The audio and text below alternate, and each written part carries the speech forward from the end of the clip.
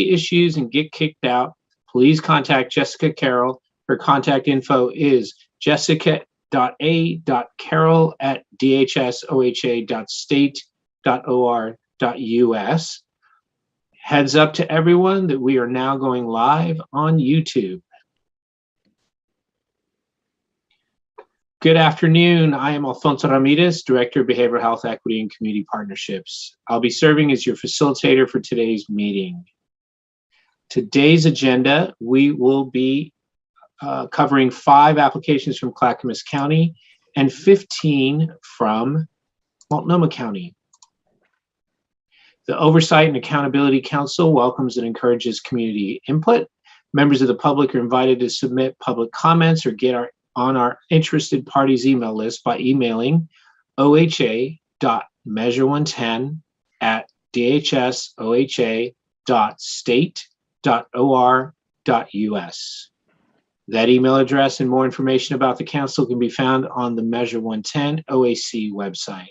For more information or support with community engagement, contact Jessica Carroll at jessica.a.carroll@dhsoha.state.or.us. OAC members have asked that OHA and other staff who are present in the meeting space introduce themselves in the chat. Please share your role with the agency, and if you are a subject matter expert, your area of expertise. Because this is a voting subcommittee, we will be asking for subcommittee members to declare any conflicts of interest that they may have. We will request these declarations before each full county, so if you would like to declare a conflict for the entire county, you may do so then. Additionally, we will be asking for potential or actual conflict of interest declarations before each organization is discussed. So please declare any conflicts when prompted by the facilitator. Please remember that if you do declare an actual conflict of interest, we ask that you mute your microphone and turn off your camera. We will let you know in the chat when it is time for you to return. If you have a potential conflict, you may remain in the room and vote after you declare it. And we will now hand it over to take roll. Hey, good afternoon, everyone. I'm going to take my roll from the top, and the first person is Melinda. Hi, Melinda. Melinda is here. Hello. All right. Onisha is here. Hi, Onisha. Hi. All right. Ron is here. Hey, Ron. And Hubert is here. Hey, Hubert. All right. And here. Yep. And Keisha is here, giving us a total of 5. Turn it back over to you, Alfonso. All right, the first county that we will be considering today is Clackamas County. If you have a conflict of interest with the entirety of Clackamas County, please declare it now. Okay, hearing none, the first organization that you will be considering is Central City Concern. If you have a conflict of interest with Central City Concern, please declare it now. I have a conflict of interest. It's Hubert. Okay, thank you, Hubert. We'll just ask you to mic your or mute your microphone and turn off your camera, and we'll call you when it's time to return. Anybody else have a conflict of interest? Ron. I don't have a conflict. I have a comment, but I can wait until after the conflicts are done. I think it's okay to go ahead and talk now if you like.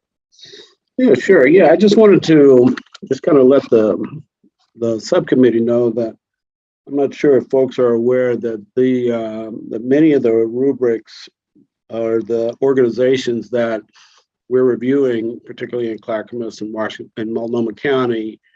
Melinda Bell and I were originally assigned those organizations, and we worked through those rubrics to what we felt was pretty solid completion, and only at the kind of later stages of submitting them, we're told by OHA that they were not complete enough, and some of them were turned over to OHA, and some were not. But we've been under the impression and continue to be under the impression, and we were told directly by OHA and OHA Measure 110 management staff, that we're free to make our recommendations from our evaluations when we reviewed these applications. And so you'll be hearing Melinda and I stating what our recommendations were, in addition to the recommendations that you'll hear going forward from the OHA reviewer, and I think there's at least one other reviewer.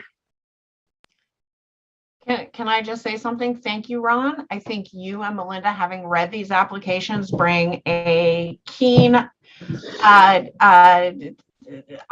to these and will be extremely helpful. And absolutely talk about what you read in the application, please. All right, there's a comment from Keisha.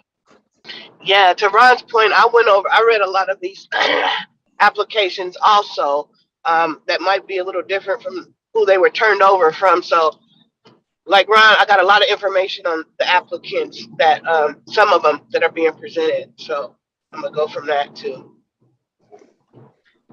Yes, it's clear to me just from reading some of the reviews from OHA that kind of the will and the intent of the law and the will and the intent of the council aren't represented in some of the OHA recommendations. And so I just wanted to state that. Thank you. Thank Yeah, you. I noticed that too. Yeah, thanks, Keisha and Ron. As you know, different reviewers see things different ways, and this is really your subcommittee, your decisions to make, and so we welcome that.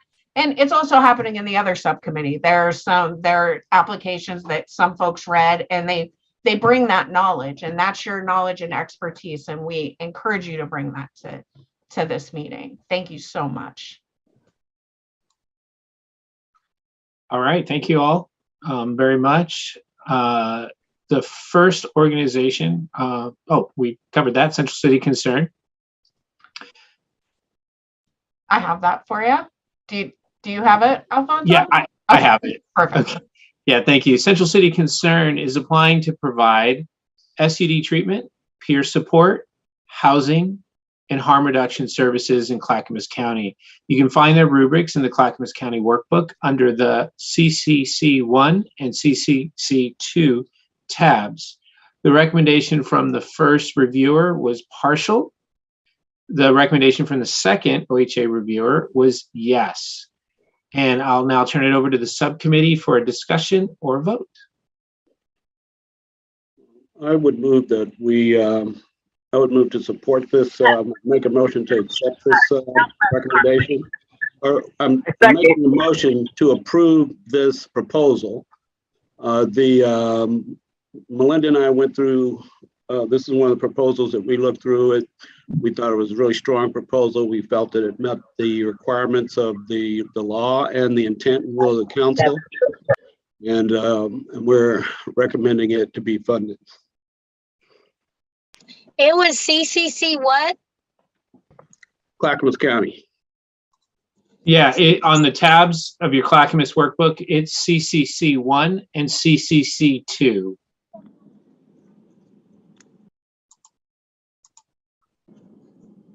And I'm still driving home from picking up my great nephews from school.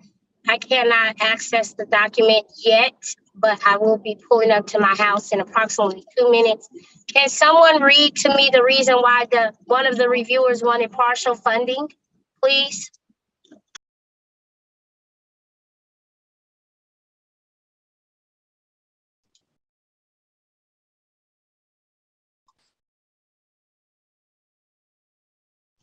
So I can read the comment. Do you recommend this proposal for an award? Partial. Lead, so CCC, appears to be an established organization that provides critical services and would benefit from additional capacity. There needs to be additional detail included on proposed activities and use of funds. Do not recommend for housing, would recommend for other service elements. What was their reason in the housing rubric that they do not recommend the housing rubric area? I can move down to the housing rubric. And what's stated is the recommendation was no. Applicant currently utilizing housing connections through Central City Concern. Unclear how this additional funding will expand beyond what LEAD already does. And so to clarify, this is LEAD, Central City Concern. I don't know, Jessica, if you have any. If I could read from the application, what they say, the application in the housing says, it says, what sort of housing does your entity provide? Please include the number of beds for each. It says LEAD does not provide housing unit, but does refer individuals to the following types of housing: supportive, recovery, transitional, emergency, permanent, and family housing based on the client needs and goals. And then it goes on to say LEAD plans to add a housing specialist who will help with housing placement and retention services. That housing will work with the current housing resources that are available within the community. So is the funding in line with only asking for a salary to ask for connective services for a housing specialist? Yes, for a housing specialist.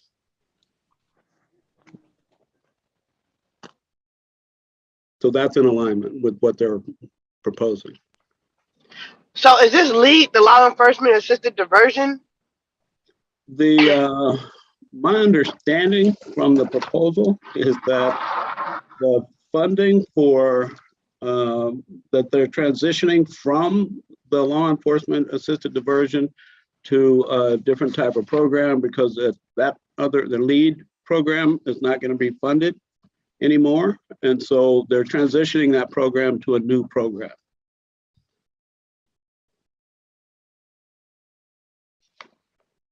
That's my understanding.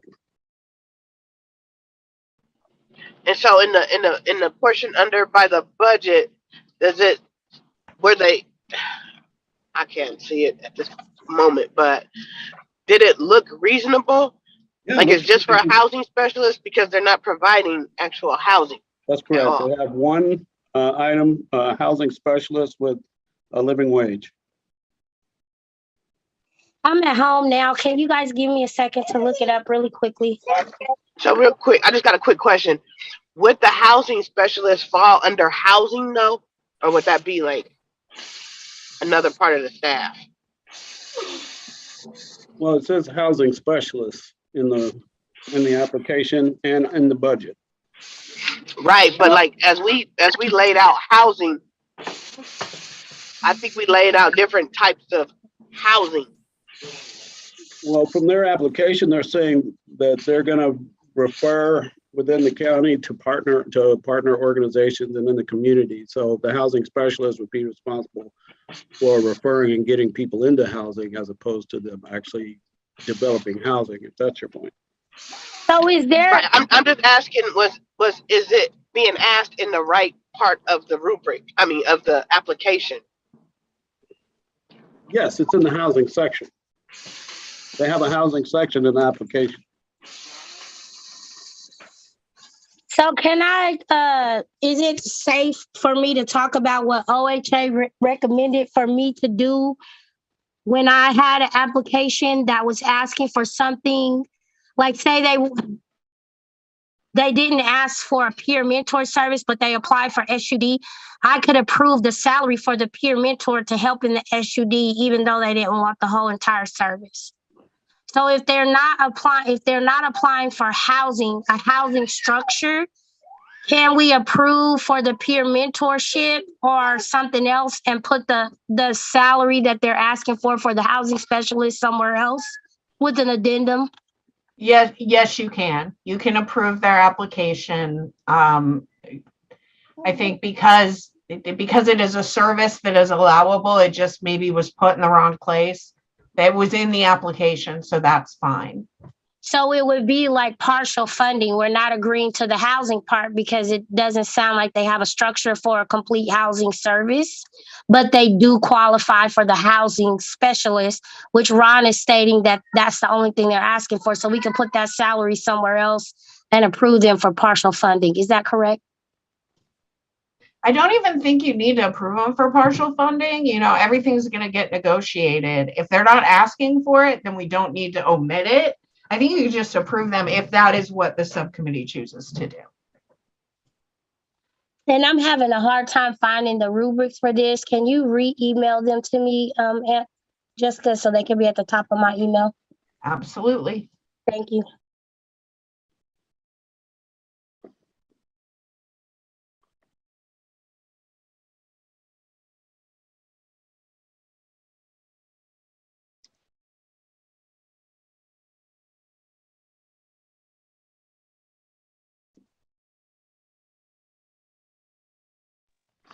Well, Rob made a motion, and I don't know if anyone seconded it.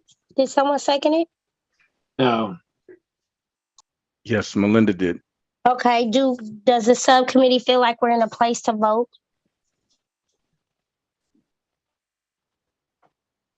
Unless somebody has more comments, my motion was to approve the proposal with the amendment to address the housing specialist position funding.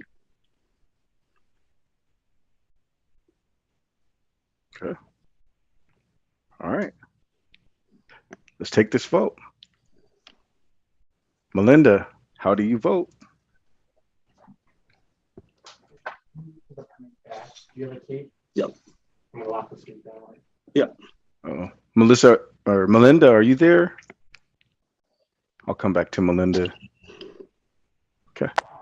Onisha. There's Melinda. Oh, I'm sorry. I didn't hear you. Oh, I didn't hear you sorry. call my name. Oh, that's all right. How do you vote? Yes, to fund. Okay. All right. Onisha. Yes, to fund. Okay. Ron? Yes. Okay. Amy? Yes. And Keisha? Yeah, sorry. I was having problems with my mute button. All right. That passes with 5 to fund Central City Concern, Clackamas County. Turn it back over to you, Alfonso. Thank you, Walter. The next organization that you'll be considering is Outside In. If you have a conflict of interest with Outside In, please declare it now. Oh, and we've got Hubert back. Thank you. Some people might, I'm sorry, some people might not have heard the statement around this that Okay. Jessica said. Okay, so everyone, hi subcommittee. You all in your last subcommittee asked for some information from Outside In. Unfortunately, because that information is outside of what they submitted in their application, we are unable to ask for that from them. So what you wanted to know is not exactly clarification, it was new information. And therefore we were given advice by OCMP that we cannot do that. So my apologies, I was not aware of that when I told you I would get that information. But that is the rules of the RFGA process. So based on our prior conversation and my read of the actual application, which states Outside In is committed to providing culturally and linguistically specific services and support for all patients and clients, with a particular focus on transitioning youth ages 16 to 24, the LGBTQIA plus community, people experiencing homelessness, living in poverty, and the Spanish-speaking community. I would recommend that I would make a proposal to fund Outside In Clackamas County. We just skipped a couple steps. I just want to make sure that I follow these here real quick. So Outside In is applying to provide harm reduction services in Clackamas County. You can find the rubrics in the Clackamas County workbook under the Outside In 1 and Outside In 2 tabs.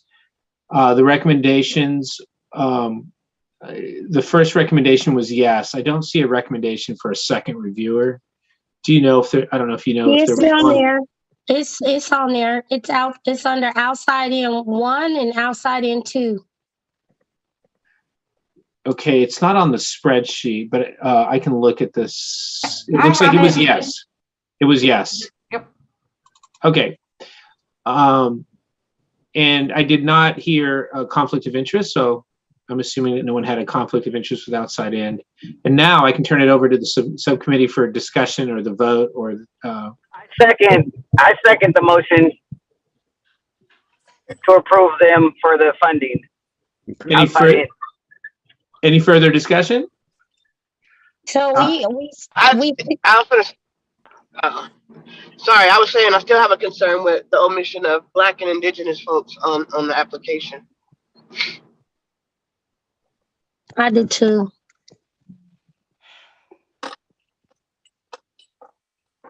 And they said they didn't have to answer that. No, they put almost every other one on the list except for Black and Indigenous. What they, Aren't these the people that are coming out of prison? No, they're helping homeless youth. So they wrote Hispanic, queer, houseless, Medicaid, and people with disabilities. So I just want to reiterate that what I just read was directly from the application, and I'm not sure how that I'm reading directly. So what I'm talking about is directly from the application also. And there was a box that said list all parties you'll be serving. And in that list, there was not Black and Indigenous when they listed them out. Well, I think we discussed this in detail last week, and I'm confident, or I'm fine with what they say in the application regarding they'll serve all people, all clients, and they have a really. Can you tell me where they say that in the application, Ron? Yes, and on question number 11 in the application, it says outside in is committing.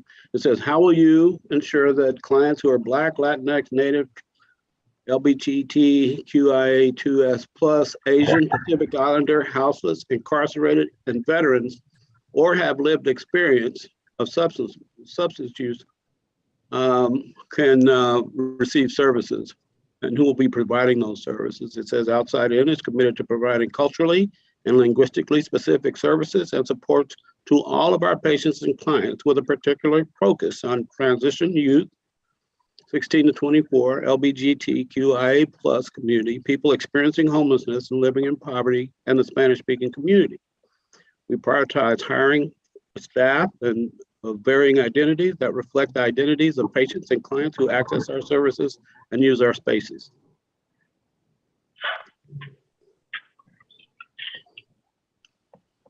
And that answer satisfies me that they're not excluding any particular group. So I guess we're reading two different spots. That's like a global question that everybody had to answer that was not really individualized. But on the portion where you had to individually name the populations being served, they did not include Black and Indigenous folks.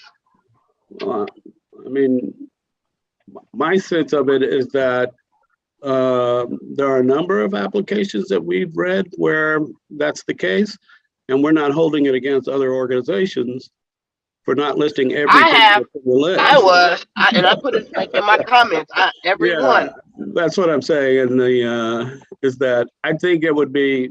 I don't think. Well, my hope is that the merits of this application, which is a very strong application that really addresses a tremendous need specifically for harm reduction services in Clackamas County. I think this is a tremendous application and deserves to be funded. And I support it, and I believe that this organization would not turn anyone away.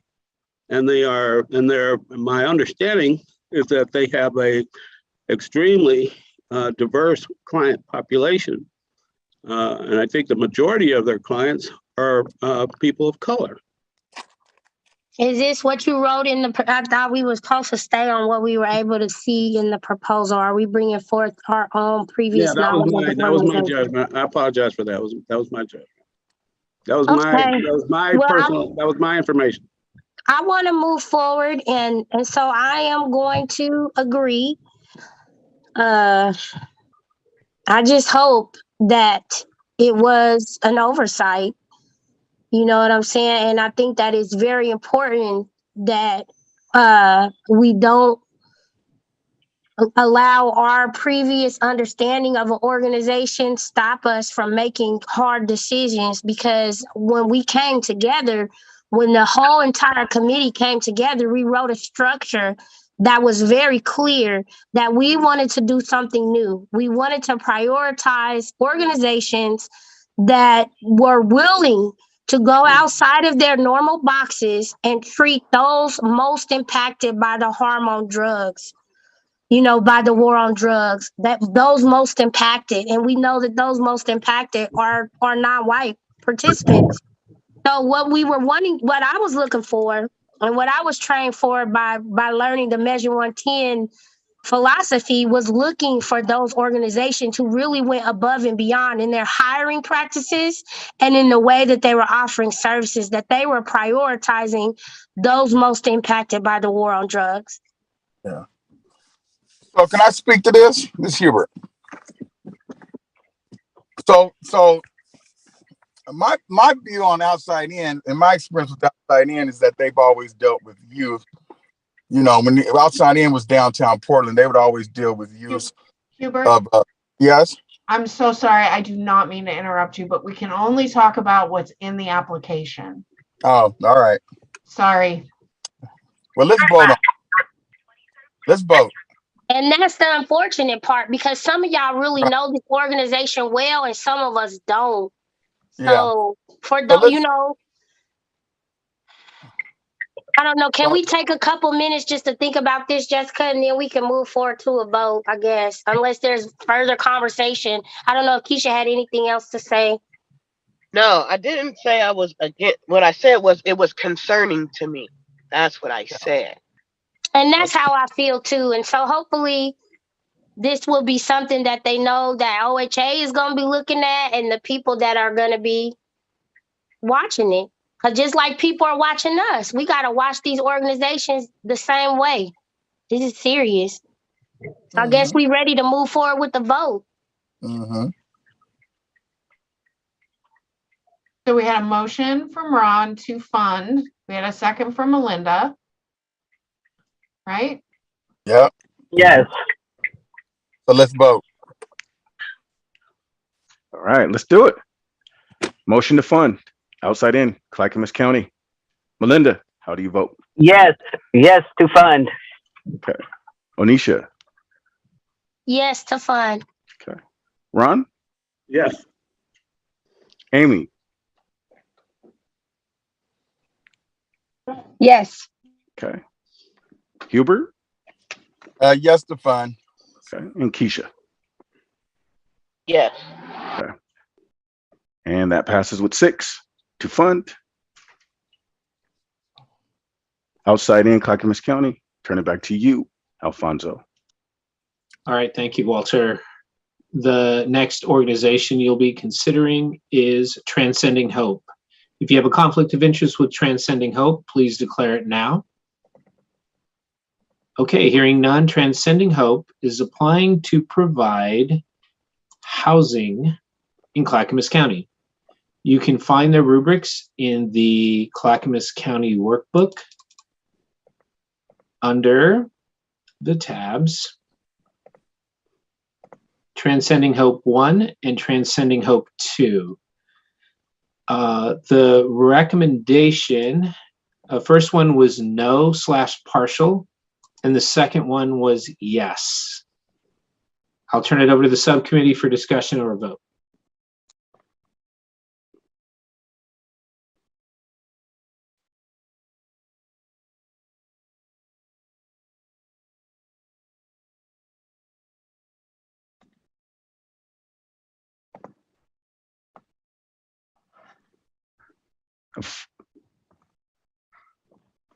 Hey, Alfonso, just wanted to kind of spin it back. The next one on our list is Clackamas County Lasco Refuge. Do you I have that one? apologize. No worries. Yeah, you're right. That's the next one is Lasco Refuge LLC. So let's let's pause. We'll go back. Lasco Refuge LLC. Does anyone have a conflict of interest? If you do, please declare it now. Okay, they are applying to provide SUD treatment and housing services for Clackamas County. And you can find the rubrics in LASCO 1 and LASCO 2 tabs of the Clackamas County workbook. The first recommendation was no, and the second recommendation was yes. So now I'll turn that over for Lasco County to the subcommittee for discussion or vote.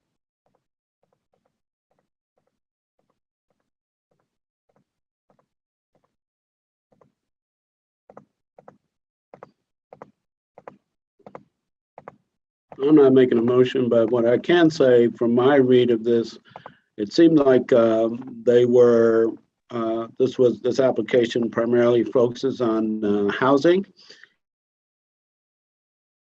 or actually paying for housing and making housing available, existing housing and the purchase of an additional house. But I found the budget indecipherable. Yeah, the budget was problematic for me. The director, the way they wrote it, it looks like $289,000 a year for the director, and the peer mentors are paid $13,000 a year or $1,000 a month. And then they were asking for $800 per month for in-house classes. They were asking for doctor's wages. So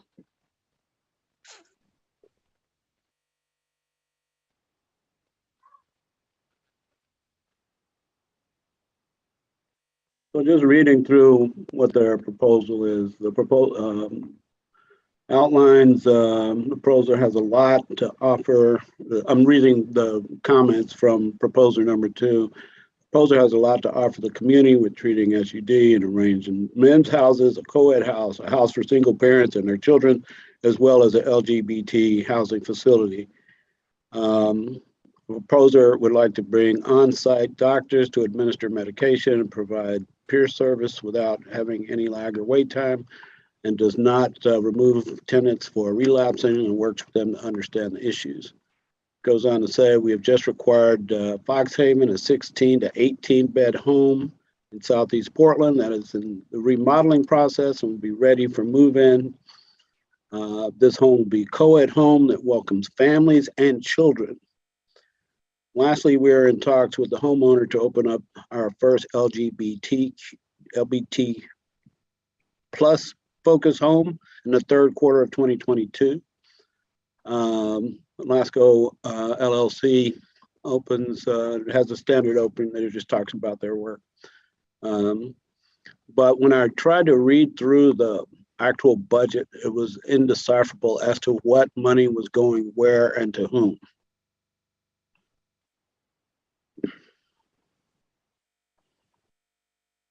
I'm pulling up the budget right now. Thanks, y'all. Amy, you have your hand up? I like the housing part of it. I think that their employment aspects of their budget seem to be a little out of whack. I did see that. But I would, I mean, family housing is hard to find anywhere, so that's a good thing. I think partial funding for housing be a good thing. So I would make a motion to partially fund the housing of their application. Yeah, I mean, in proposer number 2, who recommends this, says budget is unrealistic. Director salary is $289,000 a year, or 16 grand a month. Peers are paid $1,300 per year, or $1,100 a month. So yeah, that's problematic. Yeah.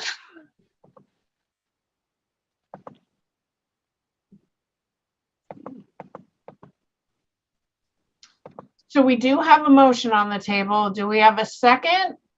And I think people need to take the time to look at this stuff before. Yeah, so that's proposal number 1. I'm trying to see where the proposal number 2 actually talks about the budget. It's down in the budget. It's a whole list of everything they asking for, sir. I'm the one wrote it. If you look in column 30B and 30C, you'll see I copied and pasted their budget from their budget narrative. Yeah, that's what I was just reading. Yeah. I was looking at evaluator number 2.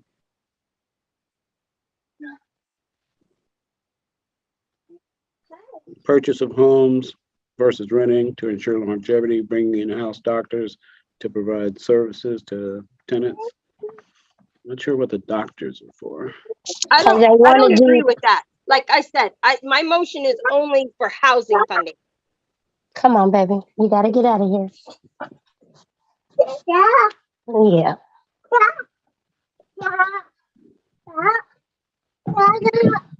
Hit What mute, all do- Onisha. Okay, sorry. Get-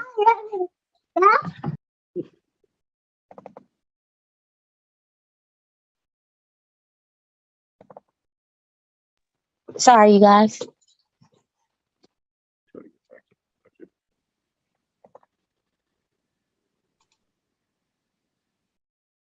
So there's the one motion. Is there a second for Well, that no, motion? I mean, I think so. It wasn't just the budget either. It was like the range of the director asking for 16,000 a month, and then what the director is asking you to get paid is more than what the peer mentors get paid in 1 year. To me, that's deep.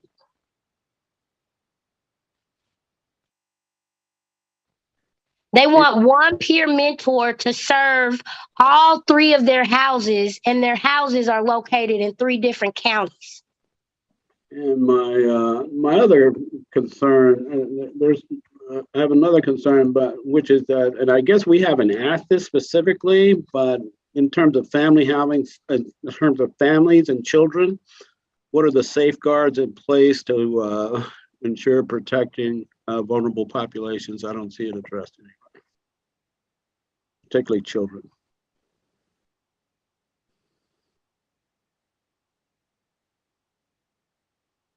And also in their proposal is clients are able to detox in-house. And I'm assuming it says proposer has a psychologist who has a doctorate in family counseling and addiction studies, and a medical doctor that have both committed to coming in and providing vitriol injections, prescription management, and one-on-one counseling if funding allowed. So this proposal is really kind of all over the place. And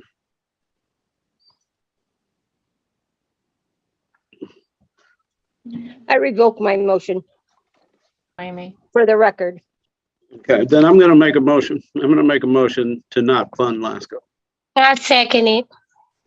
All right, we have a motion on the table from Ron not to fund the Lasco Refuge for Clackamas County. We have a second from Onisha. Any more discussion? Hearing none. Walter.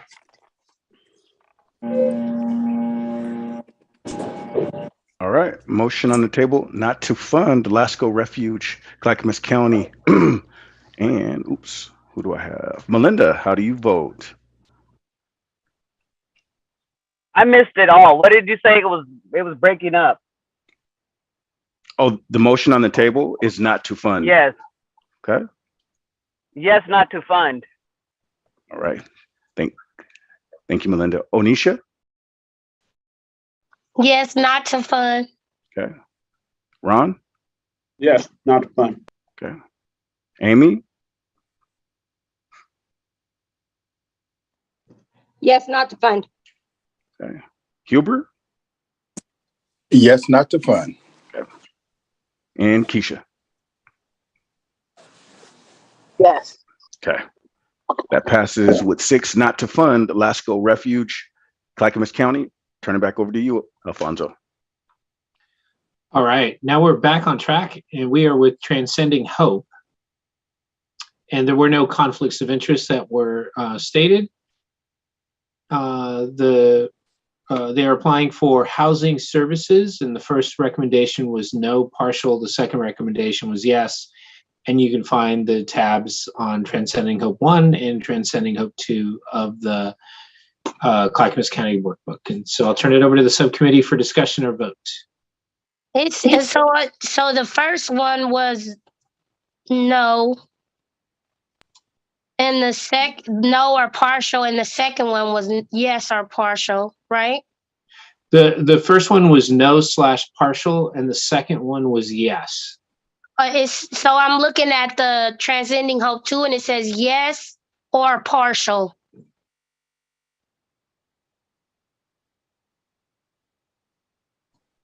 I'm looking at the rubric by Eileen Lorber.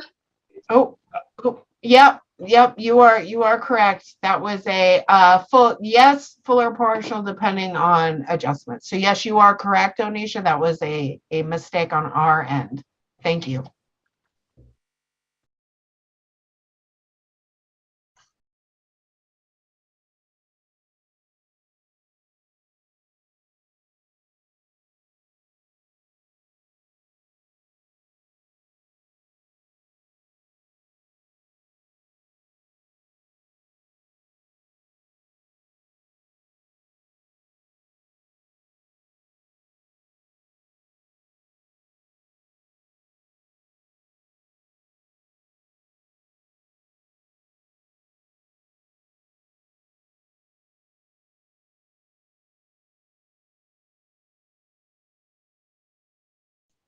Do folks need some time to go over this?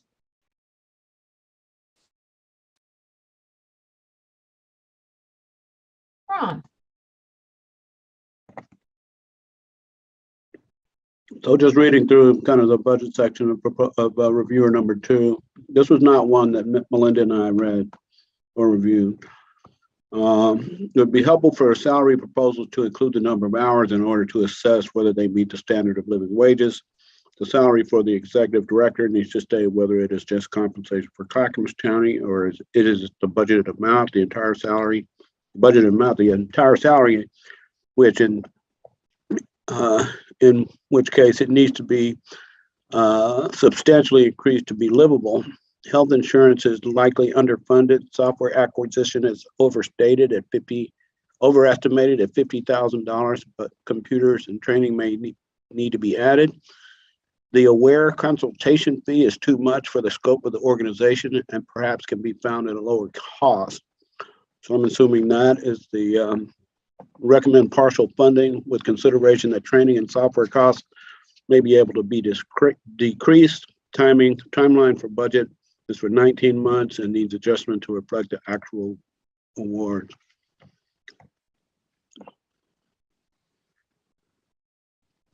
Thanks, Ron.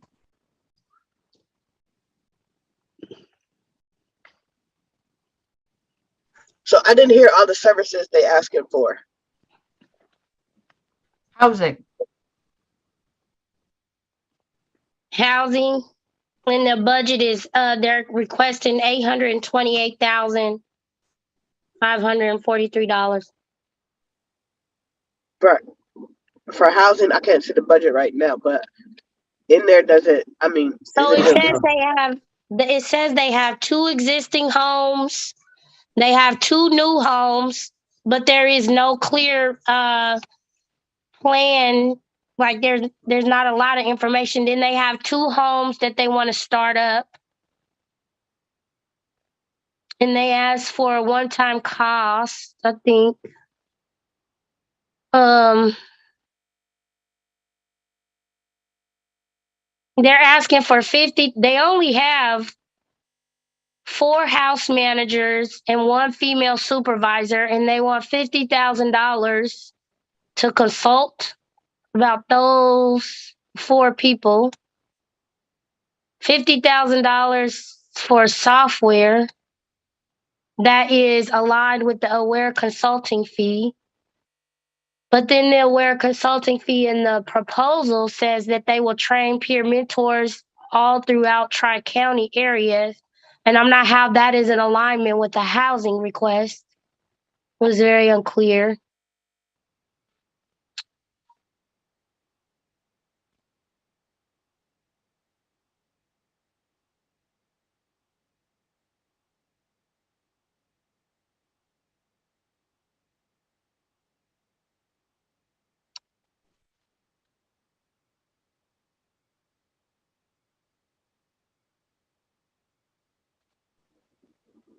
So does any parts of the housing portion look reasonable, directly connected with the housing?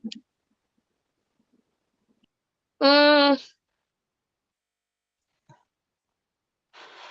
paying a lot in rent. They're requesting a lot of money for rent, like it's $9,000 per house per month, which adds up to like, I don't know, $36,000 a month. But they're not saying that people can live there for free, and all the services provided by us are free. I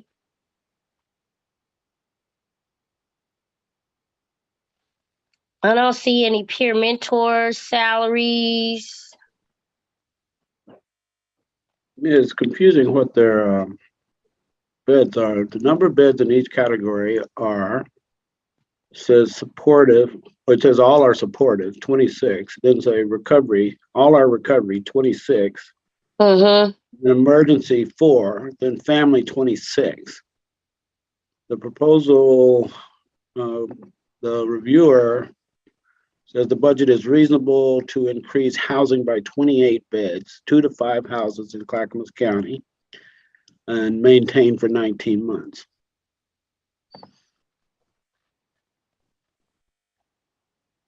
So I'm not sure.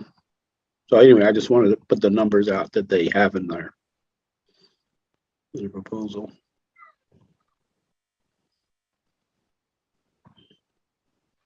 Oh, yeah. Says the housing element is recommended for a partial award after adjustments are made for in acquisition of software acquisition and consulting and classes. If salaries need to be increased in order to meet livable wage adjustments, the award may be full amount. That was the second reviewer. Well, and I was also concerned that they are requesting rent and insurance for their office, even though based on their SOS, they've been in existence since 2009. Their total request to pay for rent for all these houses is $342,000.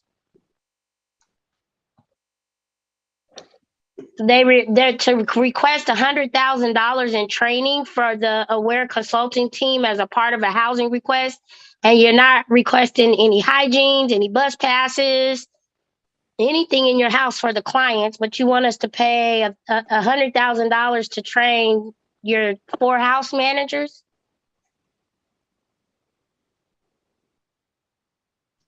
Amy, you have your hand up. I'm gonna be quiet. So their total Okay. request. Go ahead, Amy. So, okay. So my take on things is, yes, we have a lot of concerns here, and they're justified concerns. One of the things that I am looking at, though, is the absolute need for housing. We need more housing. We need more stuff. I don't know, Jessica, how we could just approve them partially to purchase these homes and train. I think they're set up, they could train their people. They don't need that much money to train people. They have been in existence long enough. But if we help them to get more houses to continue the work that they're doing, would be a great idea. They're ADA compliance. They need some things to get going and on these new houses. But I mean, that's a lot of beds for people that are struggling. And they're going to pay rent. These guys aren't, you know what I mean? Like, they ain't giving this away for free. And I get that. They're supposed to be with our funding. So they should have money that they can use to continue their trainings and stuff. I do see the importance for housing. And if they can make it work, they can make it work and do their own trainings and things like that. But that's just my take on it. I just think that housing is super important. Thanks, It's such a lack. I just want to answer your question. So we have to go with what's in the application, right? Only just what's in the application. Thank you. That's Well, right. I get that. I get that you have to go with just what's in the application. That's what I'm saying with what's in the application. So if we say, hey, you know, we're happy with your housing plan, your housing a proposal, but we're not happy with the rest of this stuff, then that's part of the application. That is, but yes. Yep.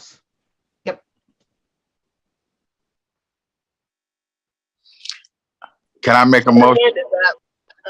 My hand is up. I ain't get called on yet, but I just want to be cautious of just because somebody applies for housing that they would do it right.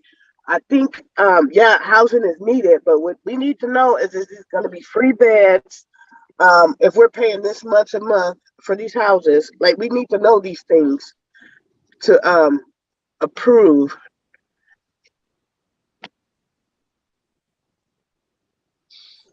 The fund. Is there a second? Well, Hubert had his hand up. Yeah, too. there's Hubert and Onisha. Yeah, go ahead, Onisha. I was just going to say some of the things that we feel like, I don't know if we have to call them out, like the aware consultant. I don't see how that's relevant. Some of the things that they didn't ask for, that they should have asked for.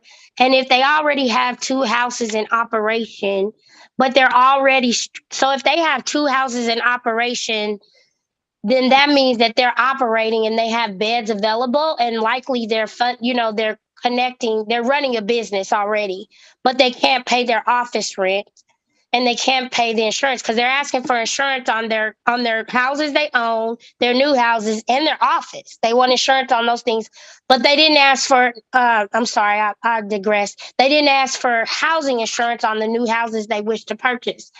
So I just don't feel like it was all the way thought through.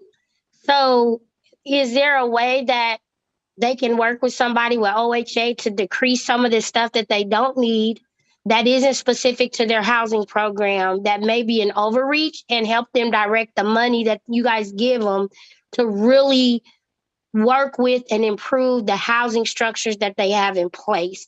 Because I understand what Amy is saying, and I want to give precedence to her point. Is important. Housing is important.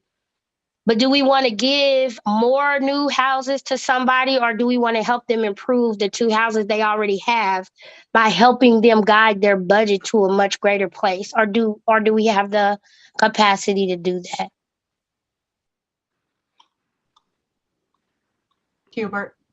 Yes. So with this proposal, are they having peers working the houses?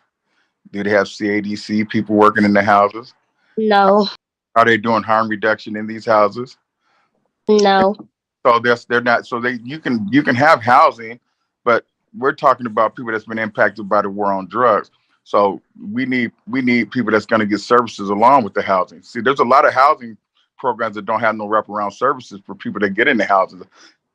So when I look at this, are they getting the needs met for the clients if we fund them, or are they just getting housing dollars to create housing without the peer support, the SUDs and the SUDA and the things that's needed to be able to make a difference in the community? That's the question. Well, to be fair, if they want to do the housing part of a burn, the OHA's job and our job as a council is to ensure that they are connected with peer mentors and a harm reduction. It's supposed to be a whole unit working together.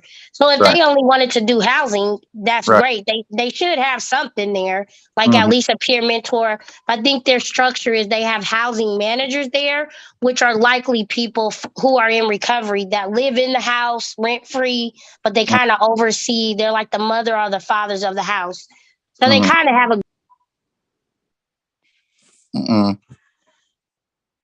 Sorry, I got a call. They just didn't ask for things specific to their housing structure. They kind of went outside the box.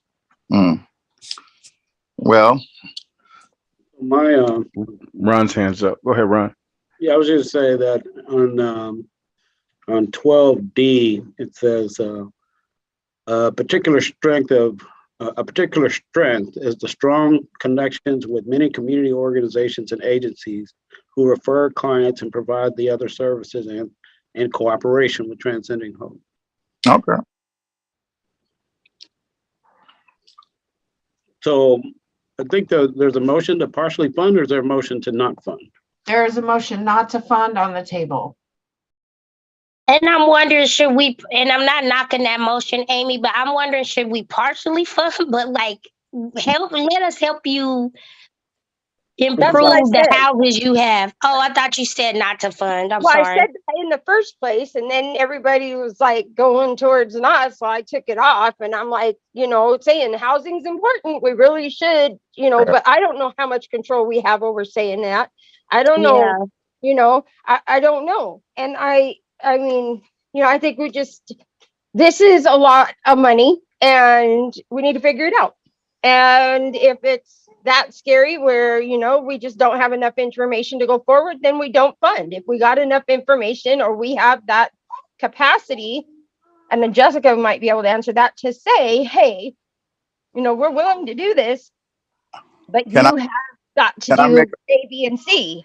Can I make a motion? Let Jessica finish. Respond to Amy first. Go ahead. Her motion is still on the table. Go ahead. So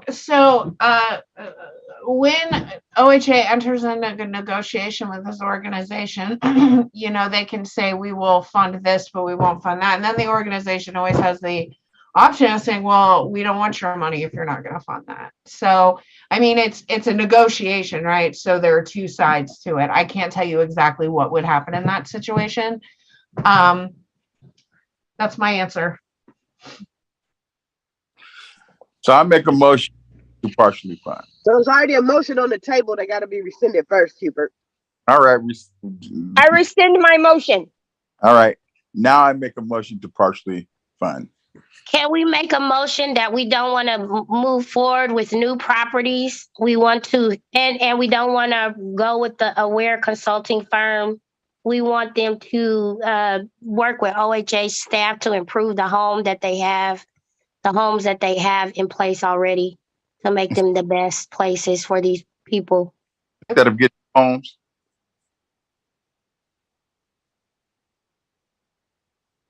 Do we have to make specific recommendations is what I'm asking, Jessica. If we're going to partially fund, though, don't we want them to increase some services? Yeah, we want, but the way that they're asking for 5 new houses at once, and they already currently have like 2 houses, they're saying they have 26 beds currently, but then they don't have like any client services. Like if somebody comes in and they don't have shoes or they don't have an ID, like they didn't really list anything for that were client centered for these homes.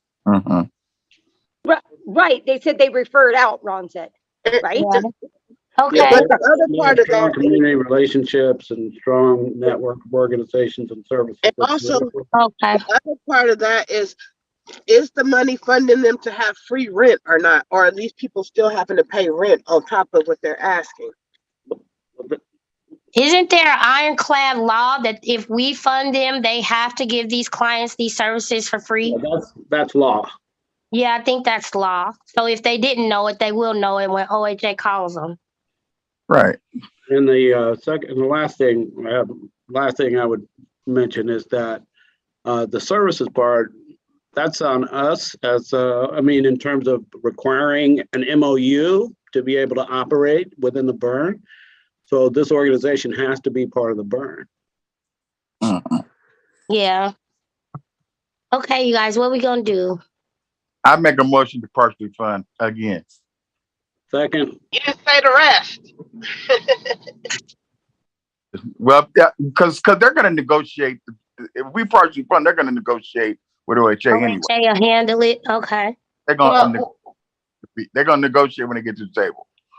Well, but we have to give them a perimeter to negotiate with. Yeah, is anyone on OHA capturing what we're saying? Oh, we are capturing everything.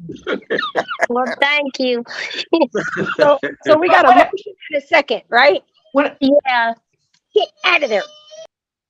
What? what I would just like to say real quick is before we make a paragraph long motion is that we need to understand that we are taking all of your concerns, right? And the negotiating team is going to have those concerns. I think you have the power to fund or not to fund, right? I just want to caution against making a very long motion that might make your decision hard to implement. Does that make sense? Yeah, so I think we're just gonna stay with partially funding and let you guys work out the weeds and Yeah. read through what we wrote in the rubrics and be the head honchos on that. Can we do that? Yeah, because I think Can we at least say the housing specific services? Or I don't know.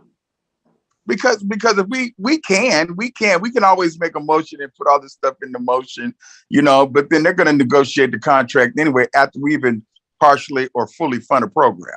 When they go to the table, they're going to negotiate what they want to do with that program. That's what I'm saying. So we're just adding more verbiage to it, even though they're still going to do the negotiations down the road anyway. You see what I'm saying? I understand the piece where you want us to make sure that they see what we want. But they're going to, when they're at the table negotiating with the program, we're not even going to be there. It's going to be the program in OHA. That's true. See? So ain't no sense in us spinning our wheels. We're on record saying what we had a concern with. So Yeah, we could put it on record that it's there. yeah. But we got it because we'll be here negotiation this all night. So yeah. Well said, Hubert. So would you guys like for me to say my motion again? I motion that we partially fund program. I second it. Okay. Any further discussion? All right, we'll send it over to Walter for a vote. All right, let's do it. Motion on the table to partially fund Transcending Hope, Clackamas County. Melinda, how do you vote? Yes, to partially fund. Okay. All right. Onisha, how do you Yes, vote? yes to partially fund. Okay. Ron? Yes. Okay. Amy? Yes. All right. Hubert? Yes. Okay. Keisha? Yes. All right. And that passes with 6 to partially fund Transcending Hope, Clackamas County. Back to you, Alfonso. All right, thanks, Walter. The next organization that you'll be considering is Volunteers of America, Oregon. If you have a conflict of interest with Volunteers of America, Oregon, please declare it now.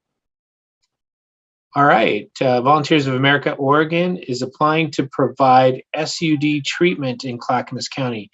You can find the rubrics in the Clackamas County workbook under the VOA 1 and VOA 2 tabs. The first recommendation was no/partial, and the second recommendation was yes/partial. I'll now turn it over to the subcommittee for a discussion or a vote.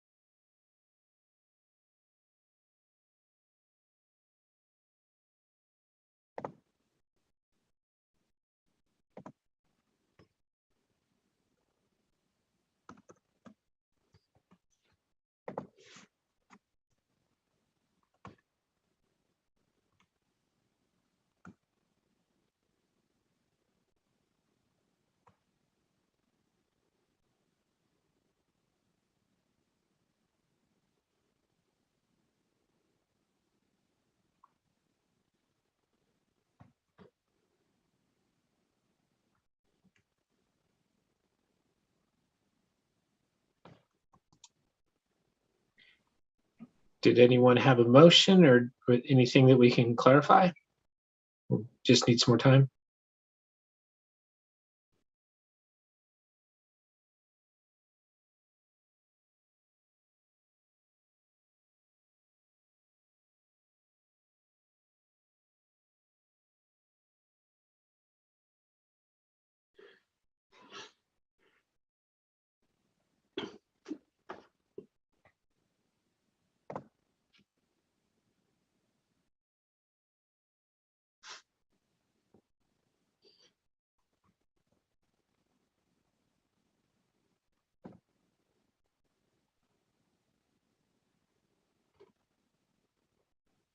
Okay.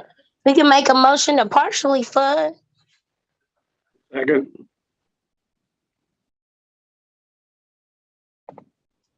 Any further discussion? All right, we can pass it to Walter for a vote. Let's do it. Motion on the table to partially fund Volunteers of America, Clackamas County. Melinda, how do you vote? Yes, yes to partially fund. Bam. Okay. And Onisha. Yes, to partially fund. Okay. Ron. Yes. Okay. Amy. Yes. Okay. Hubert. Yes. All right. And Keisha. Yes. All right. And that is 6. Vote passes to partially fund Volunteers of America, Clackamas County. Back to you, Alfonso.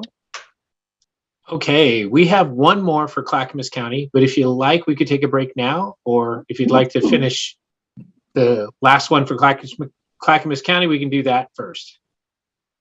Let's do that. Who is the last Yeah, one? let's do that first. Okay, Knock it out. all right. Last organization for Clackamas County that you'll be considering is Youth ERA. If you have a conflict of interest with Youth ERA, please declare it now. All right, Youth ERA is applying to provide peer support services in Clackamas County. You can find the rubrics in the Clackamas County workbook under the Youth ERA 1 and Youth ERA 2 tabs. The first recommendation was yes to fund. The second reviewer recommendation was yes to fund. I'll turn it over to the subcommittee for discussion or vote. I make a recommendation that we fund. Second. Any further discussion? All right, let's turn it over to Walter for a vote. Okay. So the motion is to fund and Youth Era, and I'm going to start from the top. Melinda, how do you vote? Yes to fund. Okay. Onisha, how do you vote? Yes to fund. Okay. Ron? Yes. Amy? Yes. All right. Hubert? Yes to fund. Okay. And Keisha? Yes. All right. That vote passes with 6 to fund Youth Era, Clackamas County. Now we'll turn it back to you, Alfonso. All right, we'll go ahead and take a 10-minute break. Does that sound okay? Be back at 5:30. Thank you very much. See you soon.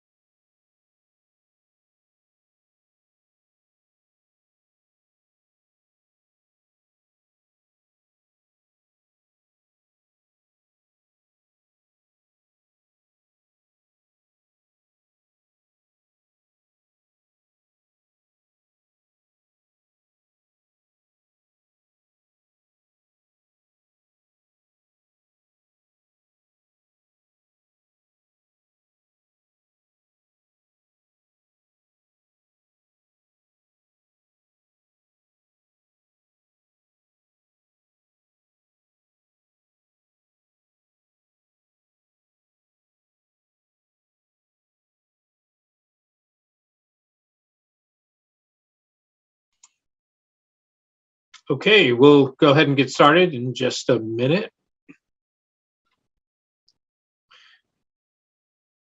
If you could give me a thumbs up when if you're on the call. I'm here. Thank you, Melinda. I see Hubert's here. Anisha's here.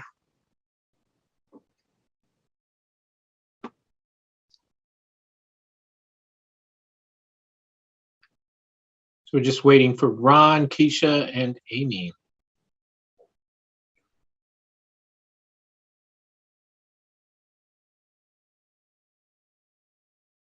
Hi, Amy.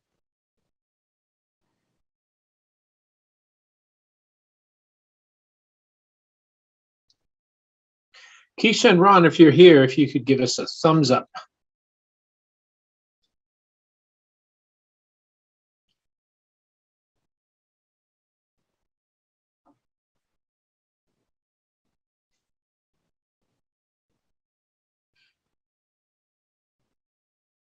All right, Keisha is back. Ron, are you here?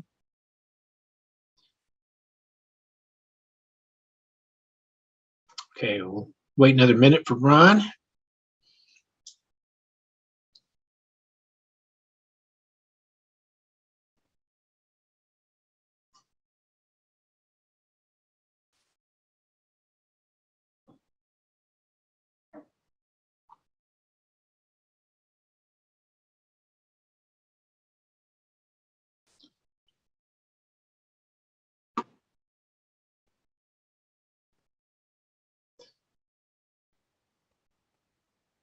Do another quick check-in. Ron, are you here? If you are, please give us a thumbs up.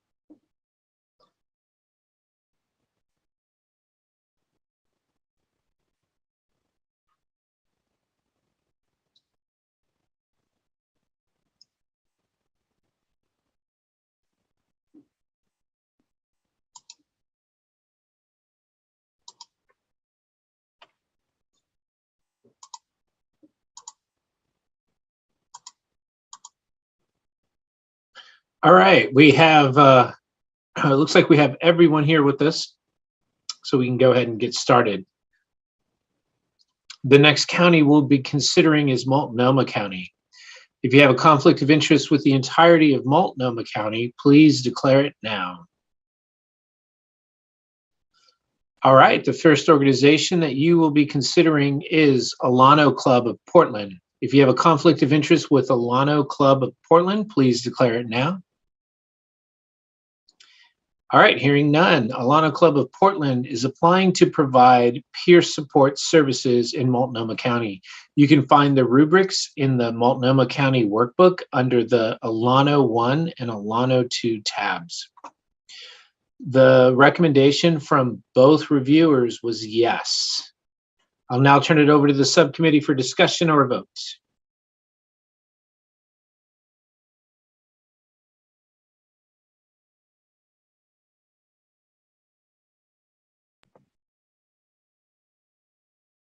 I would make a motion to approve the Alano Club proposal. I second it. All right, any further discussion? Okay, I think we can turn it over to Walter for a vote.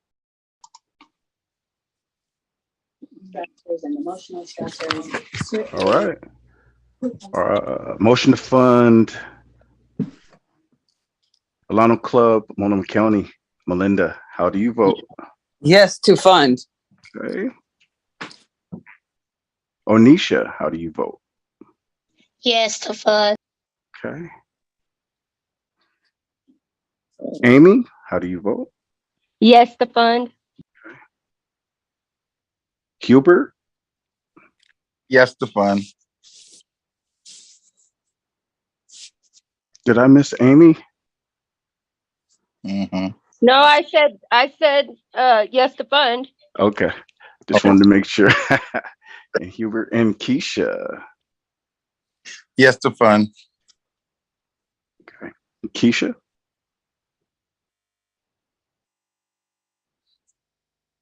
I don't think she came back yet. Okay. Well, that passes with 5. Do we want to wait or we want to? She had her thumbs up. Okay. I'm sorry. I'm sorry. I was doing too many things at one time. Oh, okay. No worries. How do you vote, Just Keisha? restate the vote real fast and then I'll tell you. Motion to fund Alano Club, Multnomah County. Yeah. All right, that passes with 6. Motion to fund Alano Club, Multnomah County. Back to you, Alfonso. All right, thanks, Walter. The next organization you will be considering is Arbor House Portland LLC. If you have a conflict of interest with Arbor House Portland LLC, please declare it now. All right, hearing none, Arbor House Portland LLC is applying to provide peer support and housing in Multnomah County. You can find the rubrics in the Multnomah County Workbook under the Arbor House 1 and Arbor House 2 tabs. The recommendation of the first reviewer was not to fund. The second recommendation was not to fund. I'll turn it over to the subcommittee for discussion or vote. I make a recommendation that we do not fund. I second. Was that Melinda seconded? Yes. Yes. All right. Any further discussion? Okay, Walter, are we ready for a vote? Okay, let's do it. Motion to not fund. And Melinda, how do you vote? Yes, not to fund. Okay. Onisha? Yes, not to fund. Okay. Ron? How do you Yes. vote? Okay. Amy? Yes, not fun. Okay. And Hubert? Yes, not to fund. And Keisha?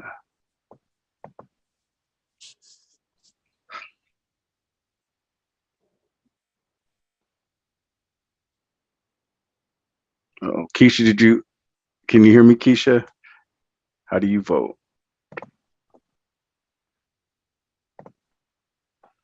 Yes. Okay. That passes with 6. Not to fund.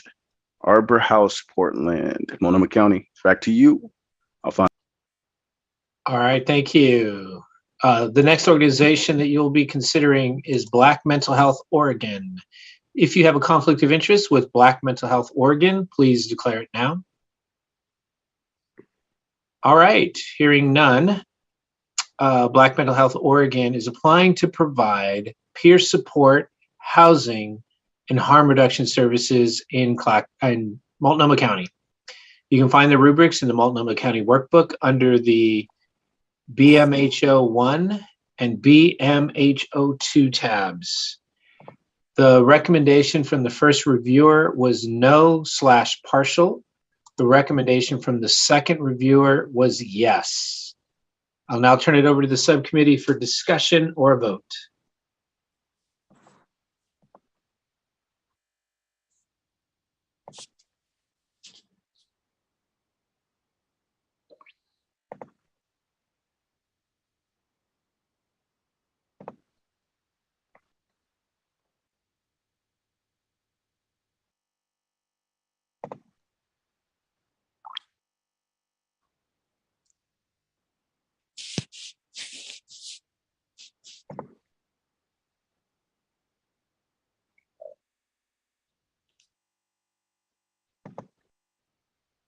So the person who is the reviewer, who I did not review this proposal. This is what they say: housing services component is missing too much information to make a recommendation. I have more questions and recommendations. Does not include a reasonable budget request, reasonable request for dwelling space, upkeep, etc. for clients.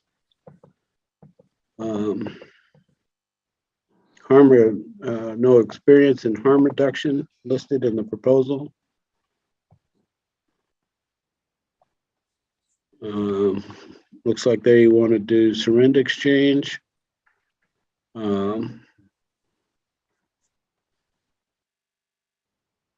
it says no syringe exchange, and under, do you have any, under the section, if a award is this reasonable? It says no.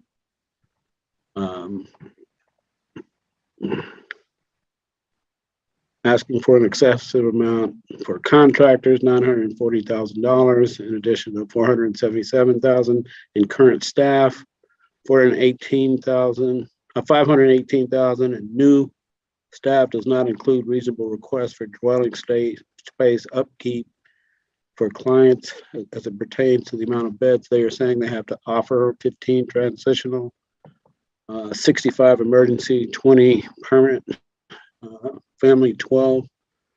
Rental assistance is $193,800, does not stipulate standard practice.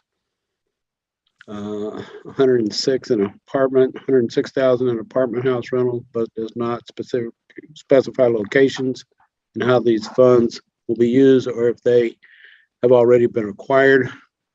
79,000 in motel payments with no contingency plan created for clients in motels. Want to serve 140 clients per week based on $3,058,870.50, and is requesting wages for 30 employees. That's a 1-to-4 ratio. Service for clients. Budget could have been reduced to hire only staff that is actually needed. Asking for money to pay for spiritual leaders. I'm recommending proposer directs their clients to find, I don't know why this is on there, to find free churches and sweat lodges. I support the culturally specific peers. However, I do not understand the role of Indigenous leaders. So, so contractors is excessive. Current staff is $500,000. Another $500,000 in new staff.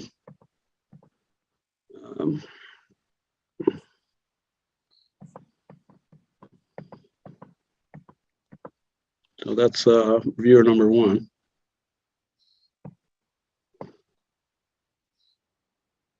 It says says that's the budget reasonable under 60F, 26,000 syringe exchange.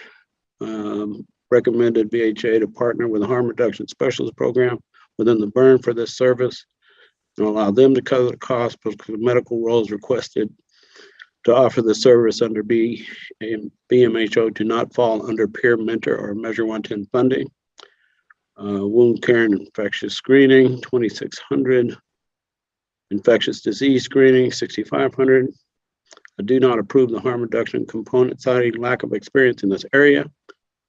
Refer to harm reduction burn partner for the service and partial or tentative approval for housing and peers.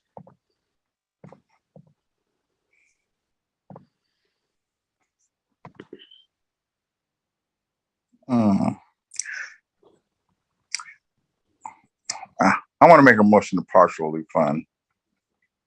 I disagree. Get out of my room.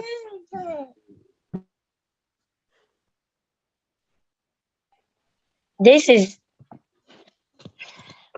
so basically they're saying that they're going to serve 140 people a week. And they're asking to hire 8 peer mentors to do that and 2 supervisory support staff on top of 18 contractors. So basically they're going to have an equivalent of 1. So 10, so basically 1 out of 4 people for each client that they have. That is a lot.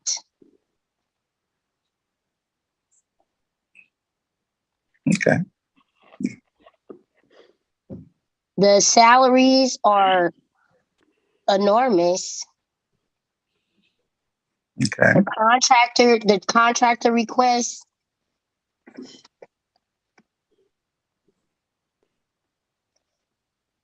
$3 million to serve 140 clients per week.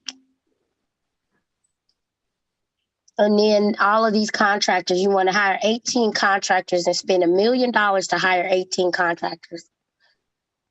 So when we say partially fund, like, what does that mean? That is a good question. What does that mean when we say partially fund? But then this goes again, because I do think it's a big ask. I was thinking about that. I was thinking about that too, to be honest, that God, that's a lot of money they're asking for. That's why I said, but I don't know what partially looks like. That's a good question, Anisha. And, you know, like, but then here we are again. Then, so if we do, then when they go to the table with OHA again, they're going to negotiate. Then they get to be, I think when they go there, they're going to be negotiating why they need these funds at all, and going to have to bring it to the table. So, But they're asking for rental assistance. Yeah, they want to pay people's rent. They want to put people in motels. Right. And then they're saying that they have all of these apartments. Right. But where are the apartments located at? Right. Where, I mean, we're not supposed to, you know, where are they located at? Who can access them? Where is the proof of them in the proposal? Mm-hmm. Like, we have a house over on this street. We have a house over on this street. This house has been in operation for 15 years. You know what I'm saying? You give an example, like, this is the name, this is the Harry Watson house. It's been in operation since whoopie whoop whack. I didn't see any of that here. Right. All I seen was, this is what we want $3 million, and we want to put them in motels. We want to put, I mean, Black Mental Health Oregon. Yeah, that sounds great. But you want $3 million to do what with? And you saying you got all this, but where is it located at? Yeah, that's a big ask. So with that argument, I would like to rescind my motion and say not to fund. A motion not to fund. And then the SOS, can we get an OHA person to look up the SOS, what year this program was started? Mm-hmm. I'm going to second Hubert's motion. This is Amy. He just rescinded his motion. Yeah, it's for not to fund, because it's a big ask. And I was kind of on the fence, but I just, you know, I didn't know. Yeah. So yeah. I just think I know. You know what I'm saying? So the motion, Hubert, is not to fund? Yes, the motion is not to fund. Okay. That's and what then I was seconding. Oh, okay. Thank you, Amy. Thank you. I'm sorry. That's all right. I second Hubert's motion not to fund. Yeah, because there's a lot going on. So we can vote. Mm-hmm. We got a motion and a second. Yes. No other discussion? All right, we can send it to Walter for the vote. All right. Motion on the table not to fund Black Mental Health Oregon, Multnomah County. Melinda, how do you vote? Yes, not to fund. Onisha? Yes, not to fund. Ron? Yes.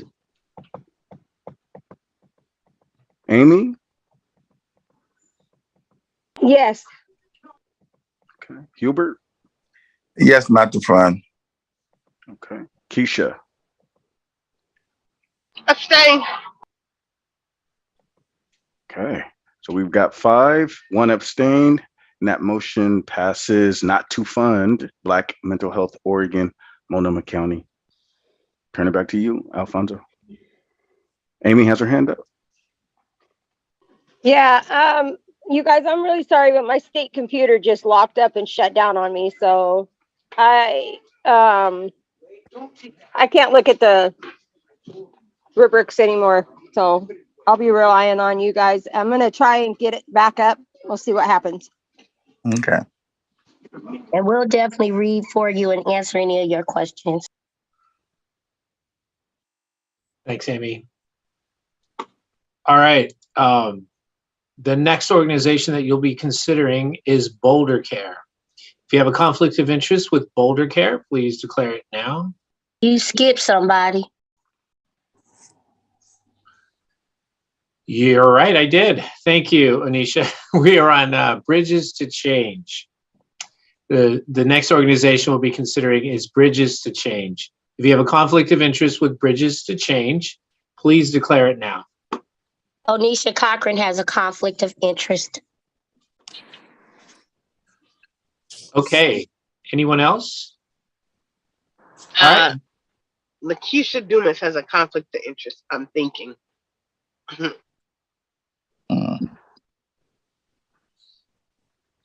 So that is that an actual or a potential, Keisha? Potential. Okay.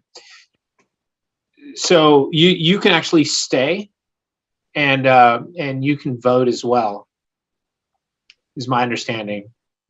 And go ahead, Jessica. Yeah, so Onisha has already muted and turned off her camera. Keisha, it's up to you whether you want to stay and vote, but you can stay and vote.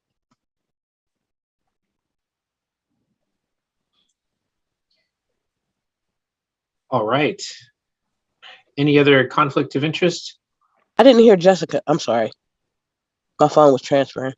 It's okay, Keisha. So because it is a potential conflict of interest, you are welcome to stay and vote, but it's up to you. It's your comfort level, your decision.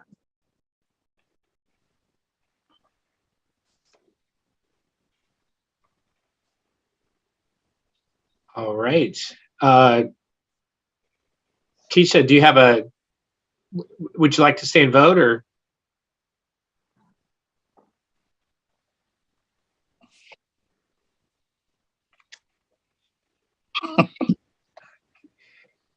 I don't know if you can still hear me, Keisha, but just curious if you'd like to stay and vote. Oh. Is that a yes or is that a no? I think it was a no. Okay. I said yes. My phone is going in and out for some reason. Okay. All right. Thank you. Any other conflict of interest with Bridges to Change? All right. Bridges to Change is applying to provide SED treatment, peer support, and housing services in Multnomah County.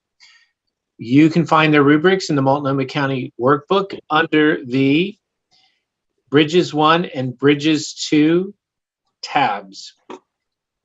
The first recommendation was no, not to fund. The second reviewer had a recommendation of yes/partial to fund. I'll turn it over to the subcommittee for discussion or vote. Yeah, so this is one of the proposals that Melinda and I reviewed, and our recommendation was yes to fund, and our recommendation was to fully fund. The reviewer number one, I noticed, had one of their primary concerns appeared to be the fact that Bridges did not indicate repeatedly culturally specific populations. However, and this is part of their application, which is that they are the lead organization in a burn of multiple organizations, 17 organizations, the majority of which are culturally specific organizations. I'm not sure how the reviewer missed that, but it is through those relationships and partnerships in the burn that is being led by Bridges to Change. And it's part of their application that wants me to, is why we support this proposal and fully funding of the proposal. So I move to make a motion that we fund Bridges to Change in Multnomah County. I second. Just real quick, can I speak or not speak or just stay back and just vote? You can speak. Yeah. So I understand you got a relationship with different organizations, but you still within your organization need to be at least culturally responsive or culturally aware within your own entity, regardless of the relationships you have with someone else. If someone comes to your door first, that needs to be a priority. Jonathan, you got your sandwich ready. All right. Thank you, Keisha. Any further discussion?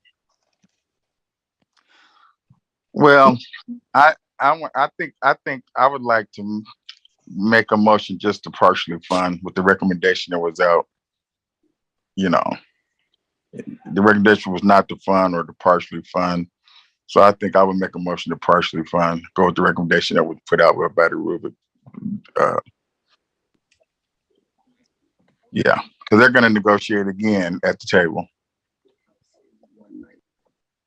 So there was a motion to fully fund and then a second to fully fund. I believe. I made a motion. Oh, did he made a motion to fully fund? That was Yes. the motion. Oh, and we ain't got a second on that yet. My bad. We Yeah, they did got a second. Yes, but I you did can second vote that. no. Oh, Yeah.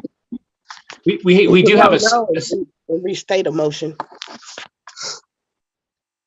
yeah. So at this point, if Ron and Melinda wanted to rescind, they could, and we could change the motion, or we could vote.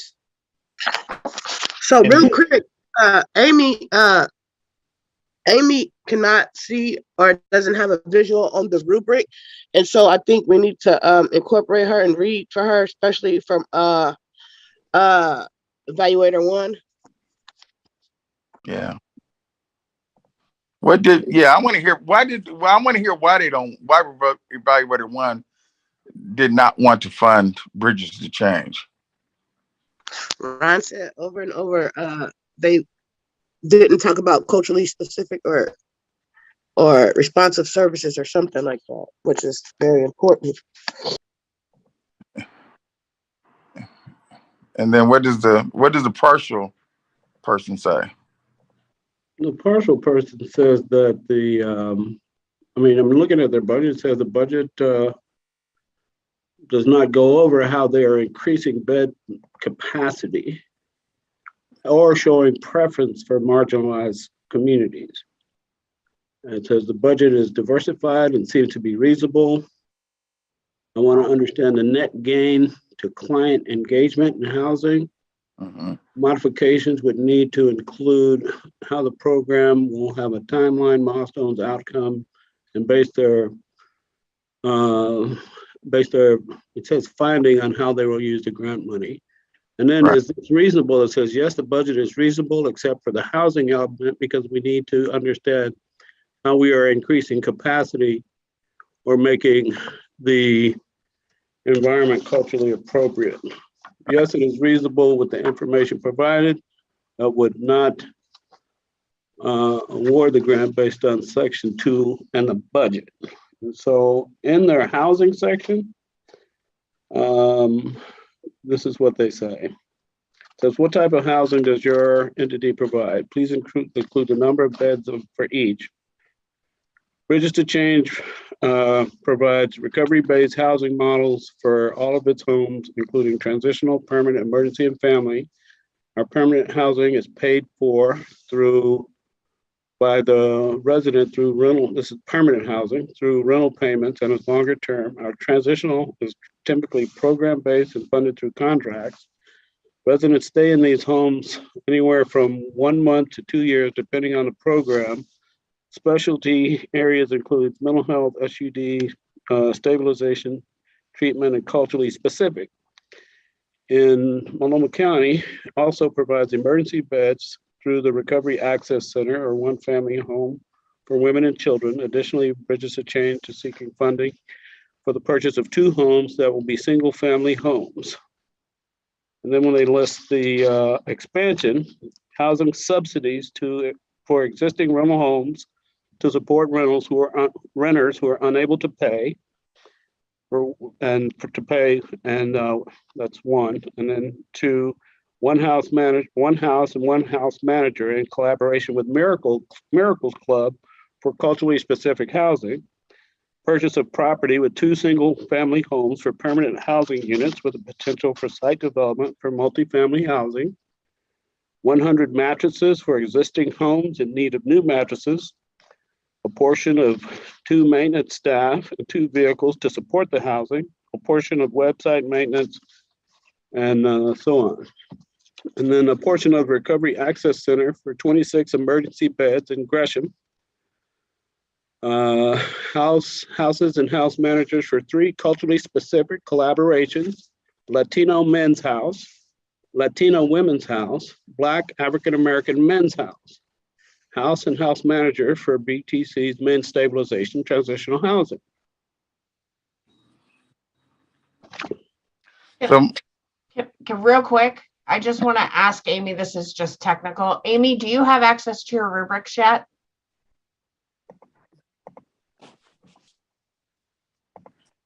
I'm gonna try again right now. Okay, please do so. Yeah, and then thank you for reading all that. After hearing everything that Ron said and everything, I think they have a lot of good intentions, but I would be more willing to partially fund than I would to fully fund that entity. And can somebody read 11G from the first reviewer? My throat, I can't. So 11G is, let's see here. Applicant does not demonstrate or understand systems of oppression, is unclear about how services are culturally specific, and is not led or informed by members of the community served, nor timeline is provided, especially considering budget requested. Well, I disagree with that because I just read through all the culturally specific housing that they provide. I mean, it's in the application. I mean, it's clearly the person missed this in the application. They have Latina house, African-American men's house, African-American women, Latino men's house, Latino women's house, African-American house. I just don't, I mean, they're clearly missing that. Do they have those houses, or are they in collaboration with somebody who has those houses? They say this is their expansion. This grant would expand. Yeah, this is what they're explaining.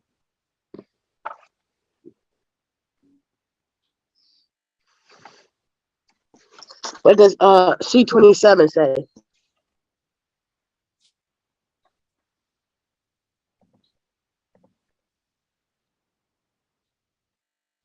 Let's see, what section is this? Services are delivered by members of the community served, approximate location of the answer. It says the C27. C27? Yeah. It says application outsources culturally specific tasks, but does not explain the effort. I think the reviewer is missing this in the application because they're clearly identifying culturally specific housing and culturally specific services. They say it throughout the application.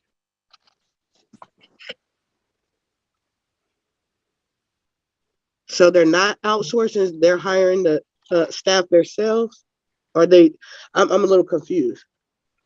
It says Bridges to Change is committed to providing culturally and linguistically specific services.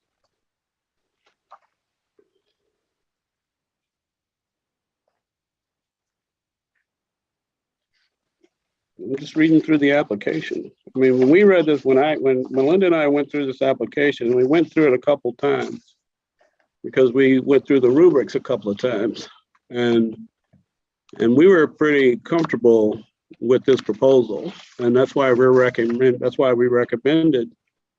full funding. But I understand that folks want or interested in partial funding, but I'm not sure, other than the only comments are regarding yes, the budget is reasonable except for the housing element. We need to understand how we are increasing capacity, and I just read that. We're making the environment culturally appropriate, and I just read that. all right. A Latina house, What's the ask? American house, and a Latino man's house.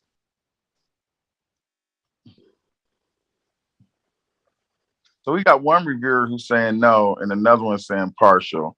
Do we have, we got multiple 1 and multiple 2, right? Yeah, this is number 1. Okay, why do we have 2?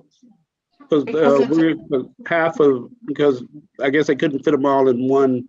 Okay, file. All right. I'm just trying to figure it all out. I am back up for now. So, so I will rescind my motion and second Hubert's motion to partially fund. Thank Okay, I just want to do a check with Jessica. Did we follow everything that we needed to? I On the did. So Ron made the motion. Excuse me. Melinda seconded it. I'm gonna die. I'm sorry. Ron made the motion. Melinda seconded it. Then Ron rescinded his motion. And so now that Ron has rescinded his motion, Hubert, can you restate your motion and have Ron My second motion it? is partially fund Bridges of Change of Multnomah County. I'll second. All right. Any further discussion? All right, we can go to Walter for a vote. All right. Motion on the table to partially fund Bridges to Change, Multnomah County. And Melinda, how do you vote? No to partially fund. Okay. Uh-oh. Uh-oh, just one second.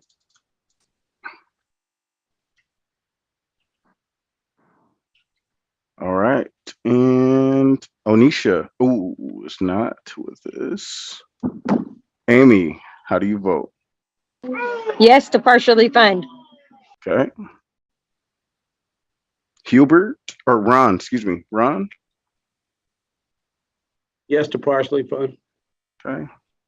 Hubert Yes to partially fund. and Keisha. Yes. That passes with 4 to partially fund and 1 no and 1 that is out, and that motion passes for Bridges to Change to partially fund Multnomah County. Back to you, Alfonso. All right, thank you. And Onisha, you can come back. The next organization that you'll be considering is Boulder Care. If you have a conflict of interest with Boulder Care, please declare it now. Hearing none, Boulder Care is applying to provide SUD treatment, peer support, and harm reduction services in Multnomah County. You can find the rubrics in the Multnomah County Workbook under the Boulder Care 1 and Boulder Care 2 tabs.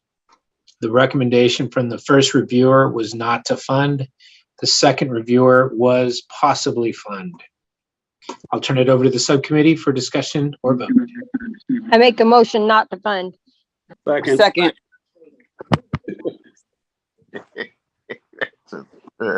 We've been on that.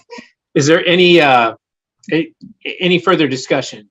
And just to be clear on the vote, I think it was Amy, or who Amy was the not to fund the motion.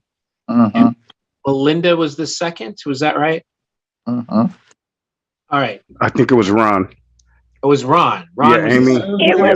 It was Melinda with a 2-second lead. Go to replay. Okay. I think It doesn't matter to me. It could be Ron.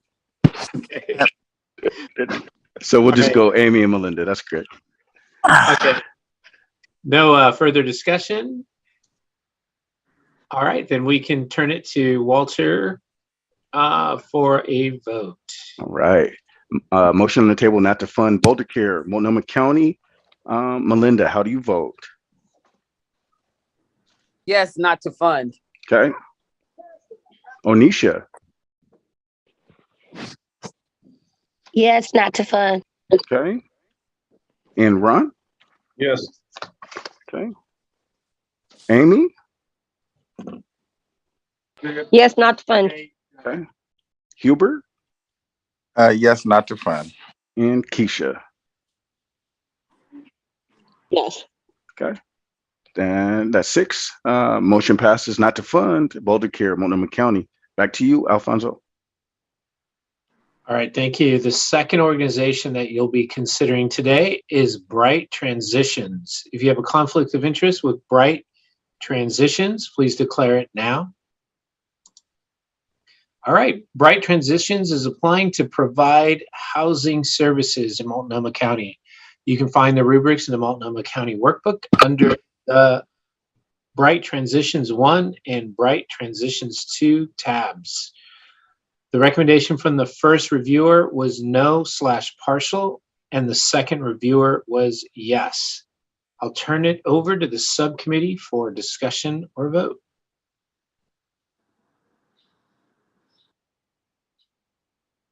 So, this is under a different name, but I believe it is under the umbrella of Mind Solutions. And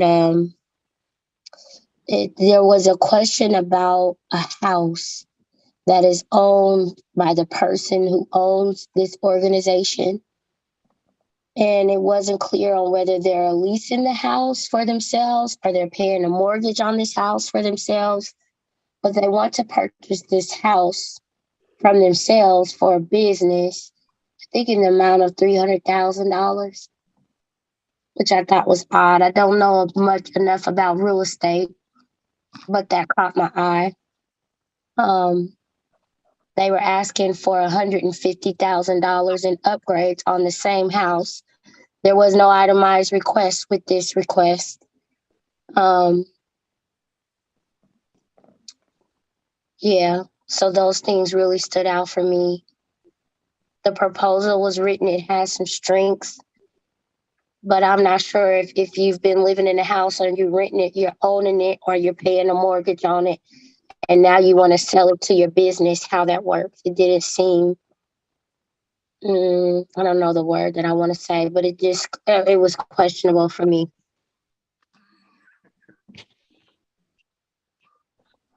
That was in the application?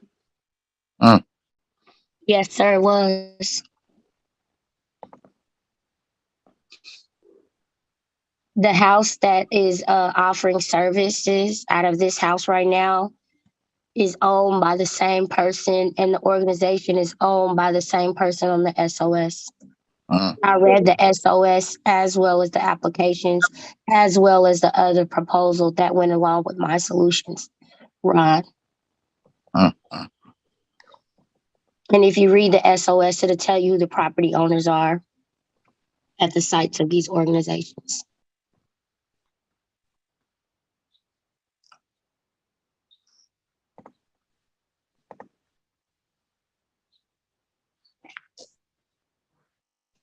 And please, committee, please remember, if you ever want me to send something to you, I can absolutely do that.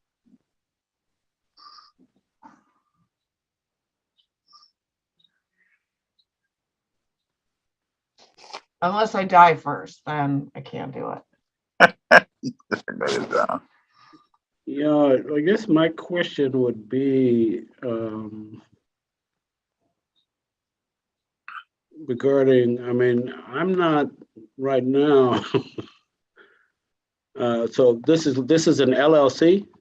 It's a for-profit entity. I'm pulling it up right now so I could tell you. This one is a nonprofit under the for-profit with the same owner.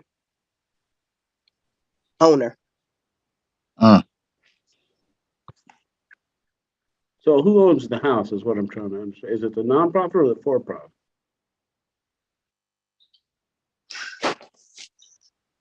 So I'm going to read to you exactly what it says in the budget narrative, Ron. Okay. It says we have budgeted for $300,000 to purchase the building we use for our recovery housing. The lease is currently in the name of our founder and executive director, and we want that transferred to the organization's balance sheet as we move forward. We have budgeted for $150,000 in upgrades to this facility, which has not been properly maintained due to lack of financial resources. Does it say, I'm sorry, I'm being so specific. Does it say No, it's leased by the owner or it's leased from the owner? The lease is currently in the name of our founder and executive director. So the founder and the executive director is the same person. Who owns this organization, the company, is the same person. Okay, yeah, I see. Okay, so so the owner has a lease on the property and they're trying to move the property from a leased property to an owned property. That sounds reasonable to me. What we couldn't figure out is if it's already owned and so the question is I kind of reviewed this too. When we looked it over to transfer the lease, it was still going to the same person's name, but under the business. So here's what I see that's happening. So this entity, this person, he owns the nonprofit, and well, you don't own a nonprofit. Well, yes, he does. Yeah, he does. He's the founder and the executive director. Yes. So he's got for me, and he has stake in the house. So this comes to ethics, right? It really does. It comes to ethics because obviously you're gonna if you're the head of everything in your organization, that means that's a lot of control, right? And that's room to get, that's murky to me. That's really murky, and that's too murky to me. That's just not. And for the nonprofit, there's no other signer but the CEO. Yeah, so it's not like we have like a board. Yeah, so this was my problem with it. Like, we have some established transitional housing programs that are owned by the nonprofit. And if they buy a house, it goes under the umbrella of the nonprofit. Right. So say that the executive director or the CEO is fired from that organization by the board, that house remains under the nonprofit organization. Right. But if this person is the owner, where does this house go? Are we purchasing this owner? And what if they say, okay, I tried this nonprofit stuff. It's not really for me, because the SOS registry date was in 2019. That's 3 years ago. Right. So if I don't want to do this anymore, I still got this house. This is the same house I've been living in, doing business in, supporting people in, and I got the upgrades on it. Not saying that is this person's intention. But you can get any other house. Right. Well, I'm hearing everything you're saying, and I'm not disagreeing with anything. The thing I'm struggling with is whether or not he owns the house or the nonprofit owns the house, and I'd like to get the answer to that before we make a decision on this. I agree. Would you like the application, Ron? Yes. Does it have the address of the property? Okay. Yes, I'm going to jump in because I've had my hand up for a while. Yeah. Okay. So I'm going to jump in and say on G11 on number 1, the first viewer, it says the recommendation is no for the building acquisition tentatively unless the subcommittee sees otherwise. I have questions. They also have questions about the acquisition of the house he's been leasing to the business name. When they looked at the SOS, he owns the business. So we would basically be selling it right back to the same person who currently leases the house. Right. So all the money. If he's owning it or is already paying a mortgage on it. Right. We're unclear if he wants to change it from personal to business, but if the money transfer would work the way it's looking, he is basically they're paying off the house, but he is still going to own that house. Exactly. Not the nonprofit. And so, no, that's not ethical, and that's not what this money is for. We're not buying you a house. Right. However you want to use it. And I do appreciate that he needs $150,000 in upgrades because I'm sure I could use that much too. However, we need to look at the holistic part of this because I get it. And maybe he is going to keep it as a recovery Right. house, but I'm not willing to buy somebody a house. Right. So I guess it would be different for me if you could show, like you asked for a purchase of a house and it's expanding what you already have. Like now we have 2 houses, but like I'm not seeing the expansion piece. So I have sent Ron the application. Would anyone else like the full application to get clarity? Sure, I'll take one. Is the house in question the 5915 Northeast 15? Uh-huh. Yes, it is.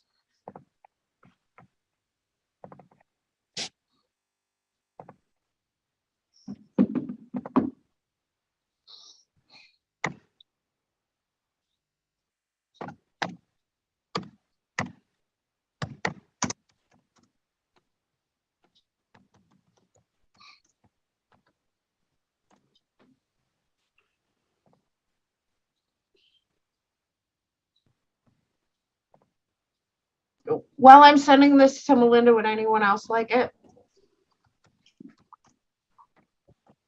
Okay.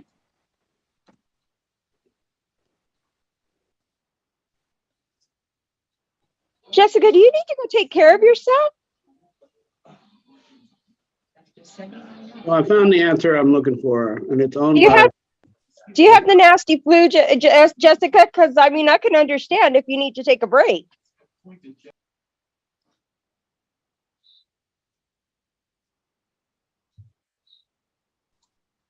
So I found the answer I'm looking for, and the house, that property is owned by Jermaine C. Mason. That's right. There it is. There it is.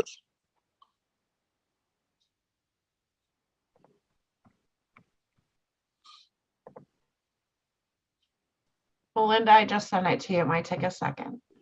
So tell me, Ron, if we pay him the $300,000 for that house, whose pocket does that money go into? Yes. And who owns the house? You do. Okay. Oh, okay. I mean, That's just the truth. No, I'm just saying, it's fine for a person to buy a house to provide services in. Yes. Right? With his own money, though. But it seems like he's selling the house to himself. No, I'm just saying it's fine for someone to buy a house for services or to sell a house that they own for services. What we're struggling with is, do we think this is ethical? I don't think it's ethical. I just don't. If he had purchased the house and he was just trying to get services, money to hire more peer support specialists, more, to probably, it's just, he's trying to pay his house off with grant money. Oh, okay, y'all. I hear what you're saying, and I saw the application. I hear what you're saying, but we need to just ensure that we refrain from. We do. Extrapolating somebody's intent. Yeah, that's my bad. Because that isn't in the rubric and it isn't in the application. So you all have the information. If you would like to read further, we can do that. If you want to vote, we can do that too. Thank you. All right. Thank you. Much love. If I were to make a case, I would make a case that this is likely permissible under the law, that he's not violating any laws, and that it would be an expansion of housing, and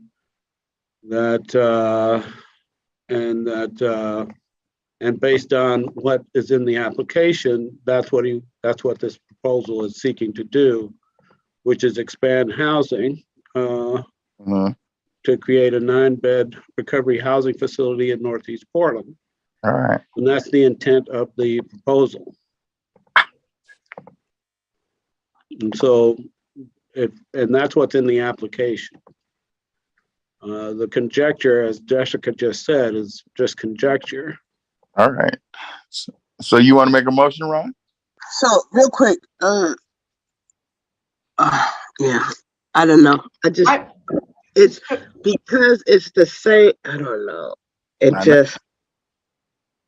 So if you own the house and you own the nonprofit and you're giving the house to the nonprofit still in your name, I mean, I would understand, I guess. I didn't see no other signers or a partnership or anything that would. According to the SOS document, this is a limited liability corporation. So I'm not making a conjecture and I'm not adding anything to the proposal that as I read it, I'm just asking a clarifying question of logic. So if you own a house personally and you want to sell it to your own organization, the $300,000 that Ron is stating that we should fund is going to go directly into his pocket. And then on top of that, we're going to pay him a salary to run a house that he just sold to his own business. Correct. Woo. That sounds, that's what it sounds, that's what it is too. And I want to make a distinction between his pocket and his business. It would go into the business, and the business is an organization. But the purchase of the house would go into the person who owns the house, which is him. Because we're purchasing the house for his business. So his business will own the house and the money will go to the person who owns the house, correct? And the person that owns the house and runs the business are the same. So he's still going to own it. He'll just have the money from buying it from himself. So I'm wondering if we could get an opinion from somewhere that would help us with this. So real quick. I just want to caution everyone that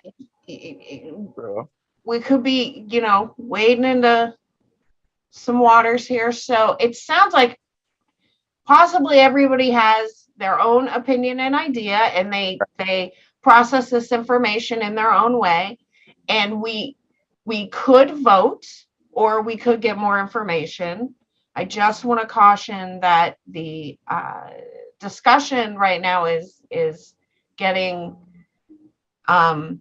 is just maybe so can we table it, Jessica, and you get us legal information from a legal advisor? I think that's a good idea.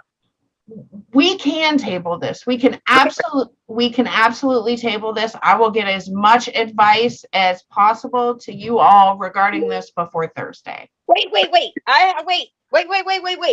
Can I say something, please? Yes. Okay. Now, as an owner of an LLC, if I change my LLC to a nonprofit, right? Or I decide to start a nonprofit and I have recovery housing and I want to transfer my recovery housing to my nonprofit, because then I don't got to pay the taxes and all that, right? It then becomes property of the board. Has to make a decision. It has to be a board decision, and the property is the property of the LLC. Does that mean it's still his property? Yes. Does that mean he still is in charge of day-to-day running of it? Yes. But it means he has a way more intense liability and responsibility to a board to decide what he's going to do, and what the IRS is going to do with him if he ever dissolves that. Now, if he doesn't dissolve these things and we go forward, right, he is using it for the purpose that the house was made for. It is a recovery house. I happen to know someone who does this very thing. He has created 9 houses now and helped hundreds and hundreds of people to gain recovery. Yes, he owns the houses. He's a nonprofit because he keeps flipping the profits to buy another house. Does he own the houses? Yeah, technically he does. but he uses them for what he intended to use them for. Does this sound a little sketchy the way he wrote it? A little bit, because we're not exactly sure. But the point is, he's got several people in this house, and he's doing it under a nonprofit. The accountability level is higher for him, and the tax reporting is higher for him. So they hold him at a more accountable level as well. So there's a lot of parts to this, but I don't feel that we're, in my opinion, with experience on this stuff a little bit, I would say that we don't really need to table it. What we need to do is partially fund with negotiation. Okay, so we have a motion to table, correct? I just want to make sure we're staying in compliance here, and we really need to focus. Yeah. With that argument, I'm just saying, all I'm saying is I've seen this before. It's not unethical, and he's not doing anything wrong. So that's all my part. Thank you. Thank you, Amy. so We with- have a motion. Oh, sorry. Go ahead, Hubert. so we do have a motion to table, I think, but we haven't seconded it. So we have a motion to table from Ron. Would someone like to, or right? Ron made that motion?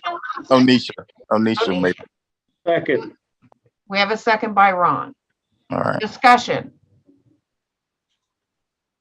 Walter. Yeah. I don't feel we need to second. I don't feel we need to table this. But Well, whatever, you can that's vote my against discussion. it, Amy. You can vote against that. Okay. For sure. Yep. Any more Well- discussion? When are we gonna revisit this? Thursday? You would Is it revisit tabled? it. I will send out all the application to every single person here. I will get as much advice as possible, and we can revisit this on Thursday. So Yeah. because the purchase of the house and the ownership of the house is included in the application, is that something we could get a clarification from the owner? I will talk to OCMP and get as much advice and information as I can. Okay. And I just also want to point out that they also are not offering these services free.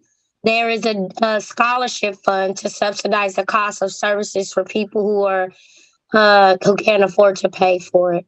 Right. And it's based on a raffle, or not a raffle, but a decision that makes a decision on who will qualify for the scholarship and who will not.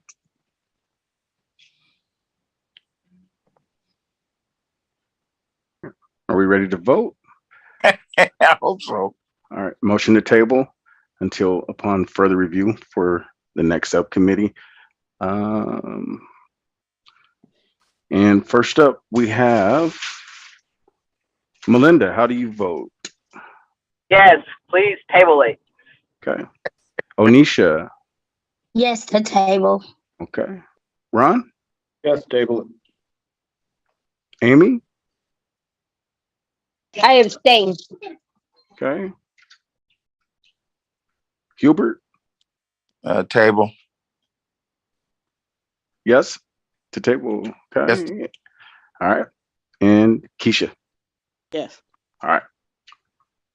6 to table this, it passes for Bright Transitions, Multnomah County, and I'm gonna turn it back over to you, Alfonso.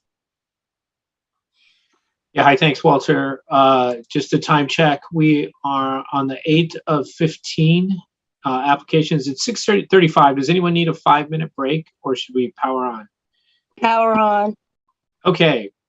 So the next organization that you'll be Power considering. on. Sorry, I guess I could have asked other people. Are you all okay with that? Everybody's okay with powering on? Yes. Okay. The next I'm organization. okay with it. All right. The next organization you will be considering is Brown Hope. If you have a conflict of interest with Brown Hope, please declare it now. Onisha Cochran has a conflict of interest. Okay, thank you, Anisha. You can turn off your camera and mute your mic. Melinda, did you have a conflict of interest? No. Okay, thank you. Brown Hope. I might have a perceived conflict, but not a conflict. Okay, like a potential conflict. Yeah. Okay, you can actually stay and vote if you'd like to. Yes. All right, thank you. Brown Hope is applying to provide peer support services in Multnomah County. You can find their rubrics in the Multnomah County workbook under the Brown Hope 1 and Brown Hope 2 tabs. The recommendation from the first reviewer was yes, and the recommendation from the second reviewer was yes. I'll turn it over to the subcommittee for discussion or a vote. So I requested the application, but it's doesn't have a lot around SUD services, and for the budget it is, and in the budget it's a peer wellness specialist, in which they don't have an addiction peer wellness specialist one, and in the application it says the peer wellness specialist is also a CADC, which you can't do both roles. Either you're a CADC or you're a peer. Two different lines of ethics. And then in the budget, they have for a clinical supervisor a whole lot of money when they're not providing like SUD services or clinical services. A lot of admin costs. So I just requested it. It's not too long to look at if you guys want to get it from Jessica and look yourselves.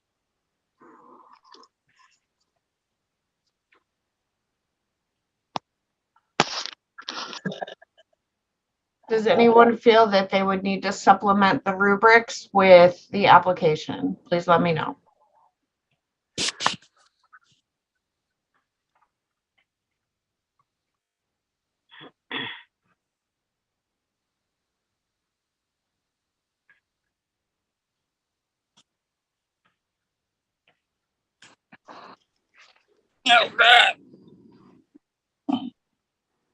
So I would say to this one, I see a lot of racial justice and a lot of mental health stuff, but not a lot of SUD services provided at all.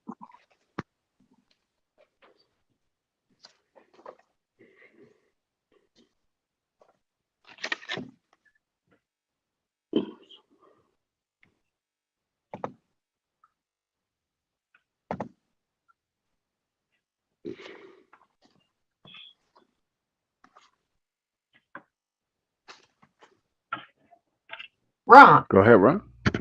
Yeah, I'm just reading through this, and Brown Hope offers individual peer mentoring by peer wellness specialists for people who attend the Power Hour Recovery Breakout, and we would like additional recovery support. We also offer mutual aid events and twice annual recovery-oriented community events to provide a space that helps folks lean into their healing journey in a deeper way. And so they're only offering peer support services, and says Brown Hope hires peer wellness specialists who have completed 80 hours of state certification training. All peers identify as Black, Brown, Indigenous, and as in recovery, and our lead peer wellness specialist is a CADC-R certified. I don't know what that is. And and it says, how will this grant expand the work? Grant funding will support 2 full-time peer wellness specialists, 1 existing and 1 new, to provide outreach, Power Hour recovery breakouts, individual peer mentoring, resource support, along with a new clinical supervisor. So, so Keisha's point is well taken, is that they're not really offering clinical services. They're offering peer support, but so I'm not sure what the clinical supervisor would be for. It seems like they would want more of a peer supervisor. And I'm not sure if they're just misunderstanding that.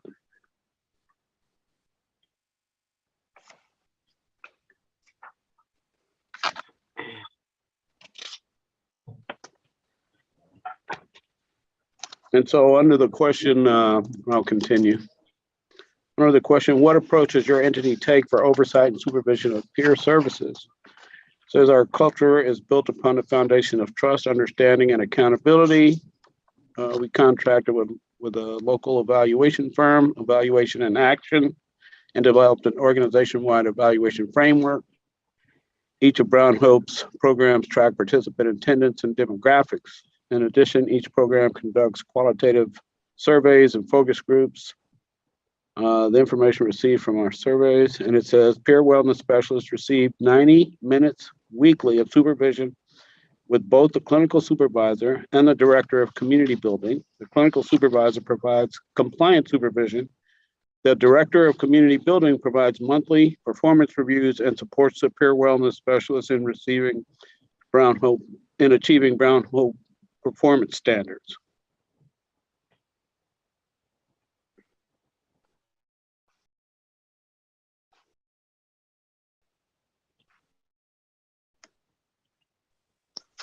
So none of that really covers the question being asked around the support of peer service, except for supervision. But it says nothing about a peer supervisor or all the things under peer and what is achieving Brown Hope's performance standards opposed to peer standards. So I don't see anything that's going to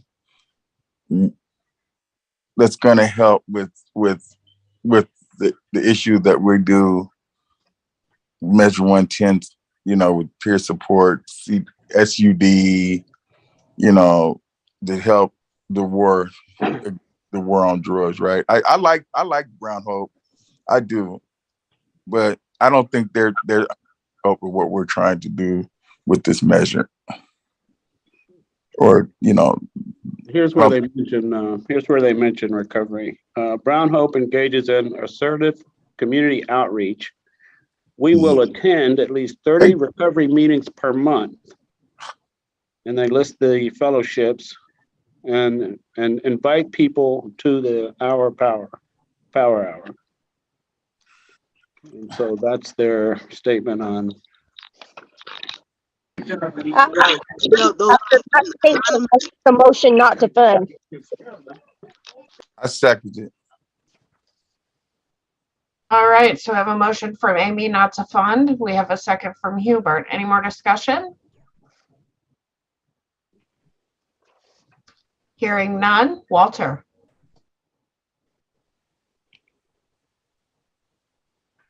Motion on the table not to fund, and I'm gonna, for Brown Hope, Winoma County.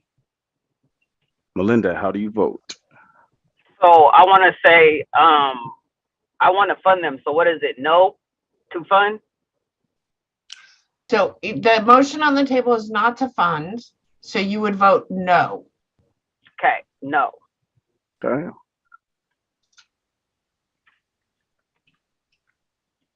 Ron? Can you come back to me? Yes. Yeah. Amy? Yes, not to fund. Hubert? Yes, not to fund. Keisha? Yes. Okay. And then back to you, Ron. Or I'll go back up to the top. Melinda, or excuse me. Yeah, Melinda? I said no. Oh, that's, I got you. Sorry about that. No, I got you. Ron. I'm really torn by this. Because this is a proposal that we reviewed, Melinda and I reviewed, and we liked it. We like the fact that it's expanding peers, and it's expanding peers in a very deliberate and racially conscious way. It's very deliberate and it's very intentional about that. I thought you just read me that they weren't. That's why I'm like, no. Going to a meeting is not intentional. No, I'm saying, but I appreciate the comments from other people pointing out that there's very limited SUD or recovery focus here. Mm-hmm.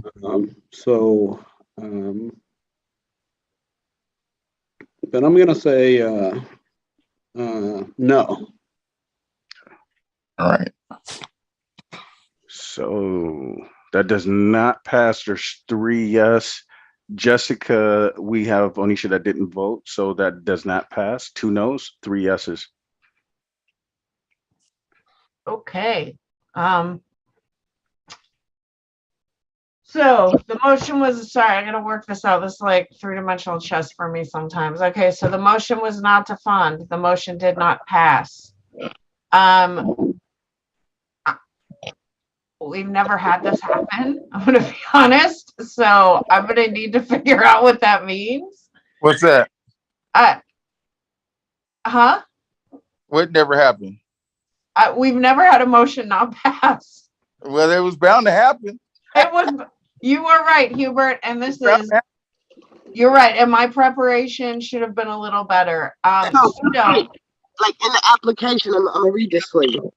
Power Hour intentionally builds space for people living in, wait, let me make sure I'm looking at the right one.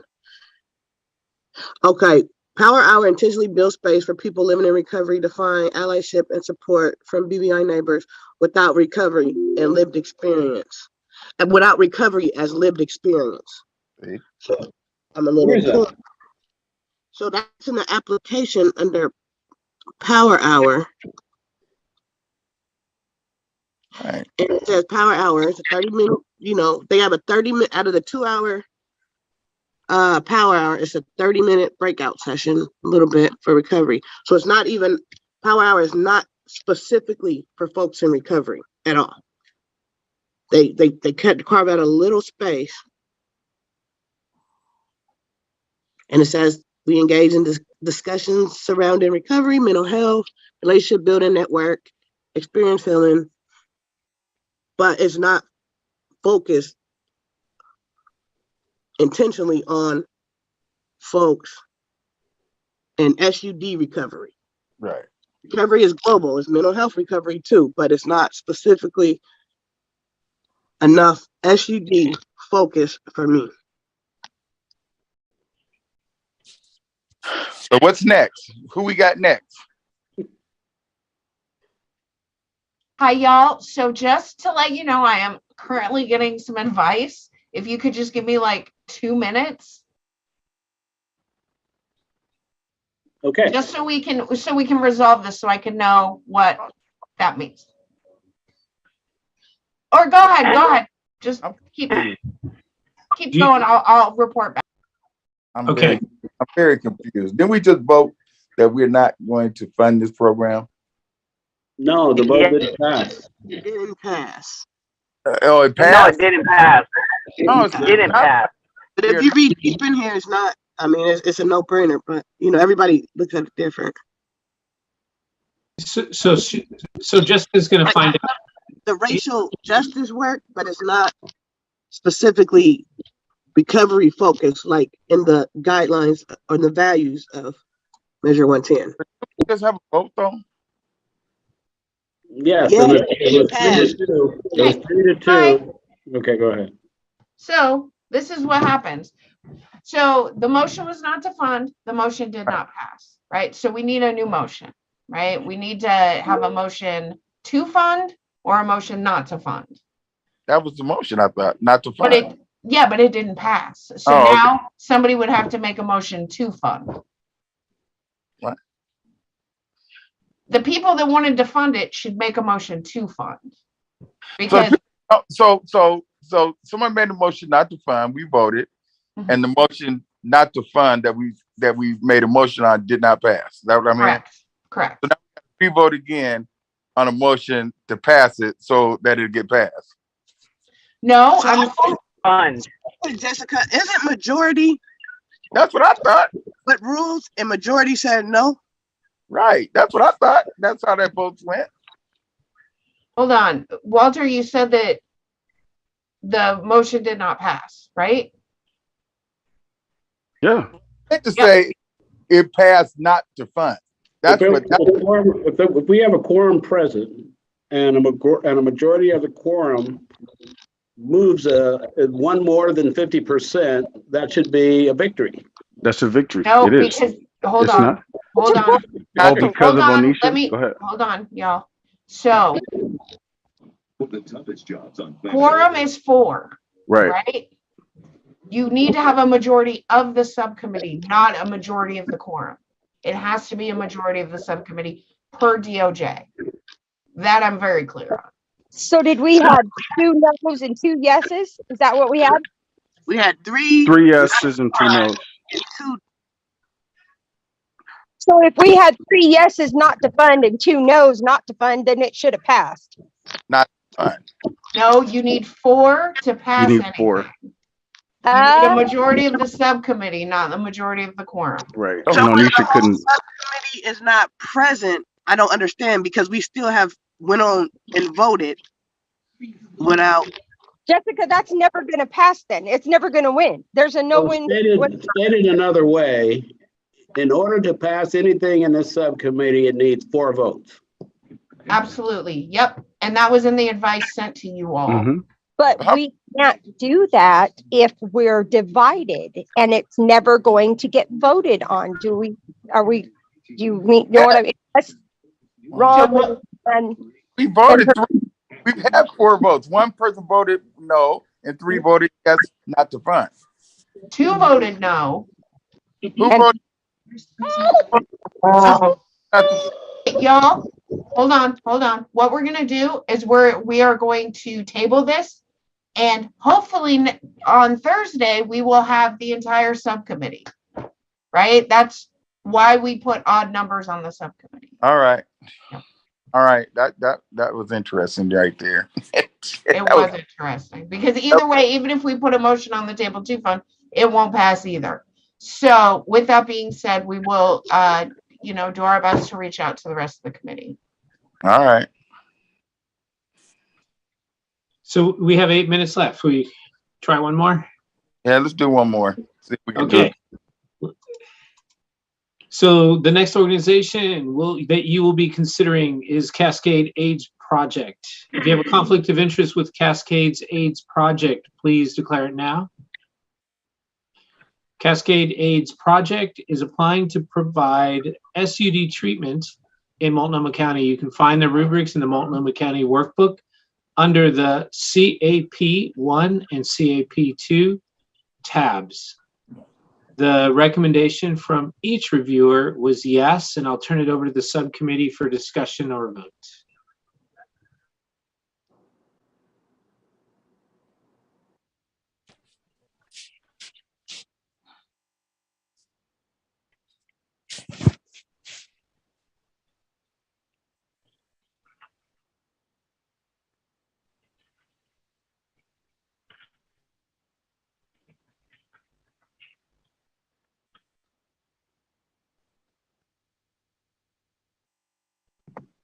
I would make a motion to approve this proposal.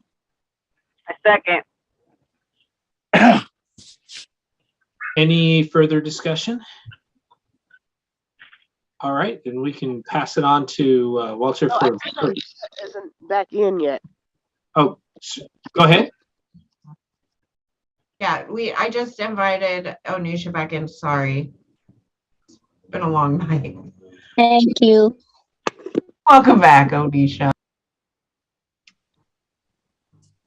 Onisha, we're working on the Cascade AIDS Project. Do you have a conflict of interest with them? Oh, that's it. No, I do not.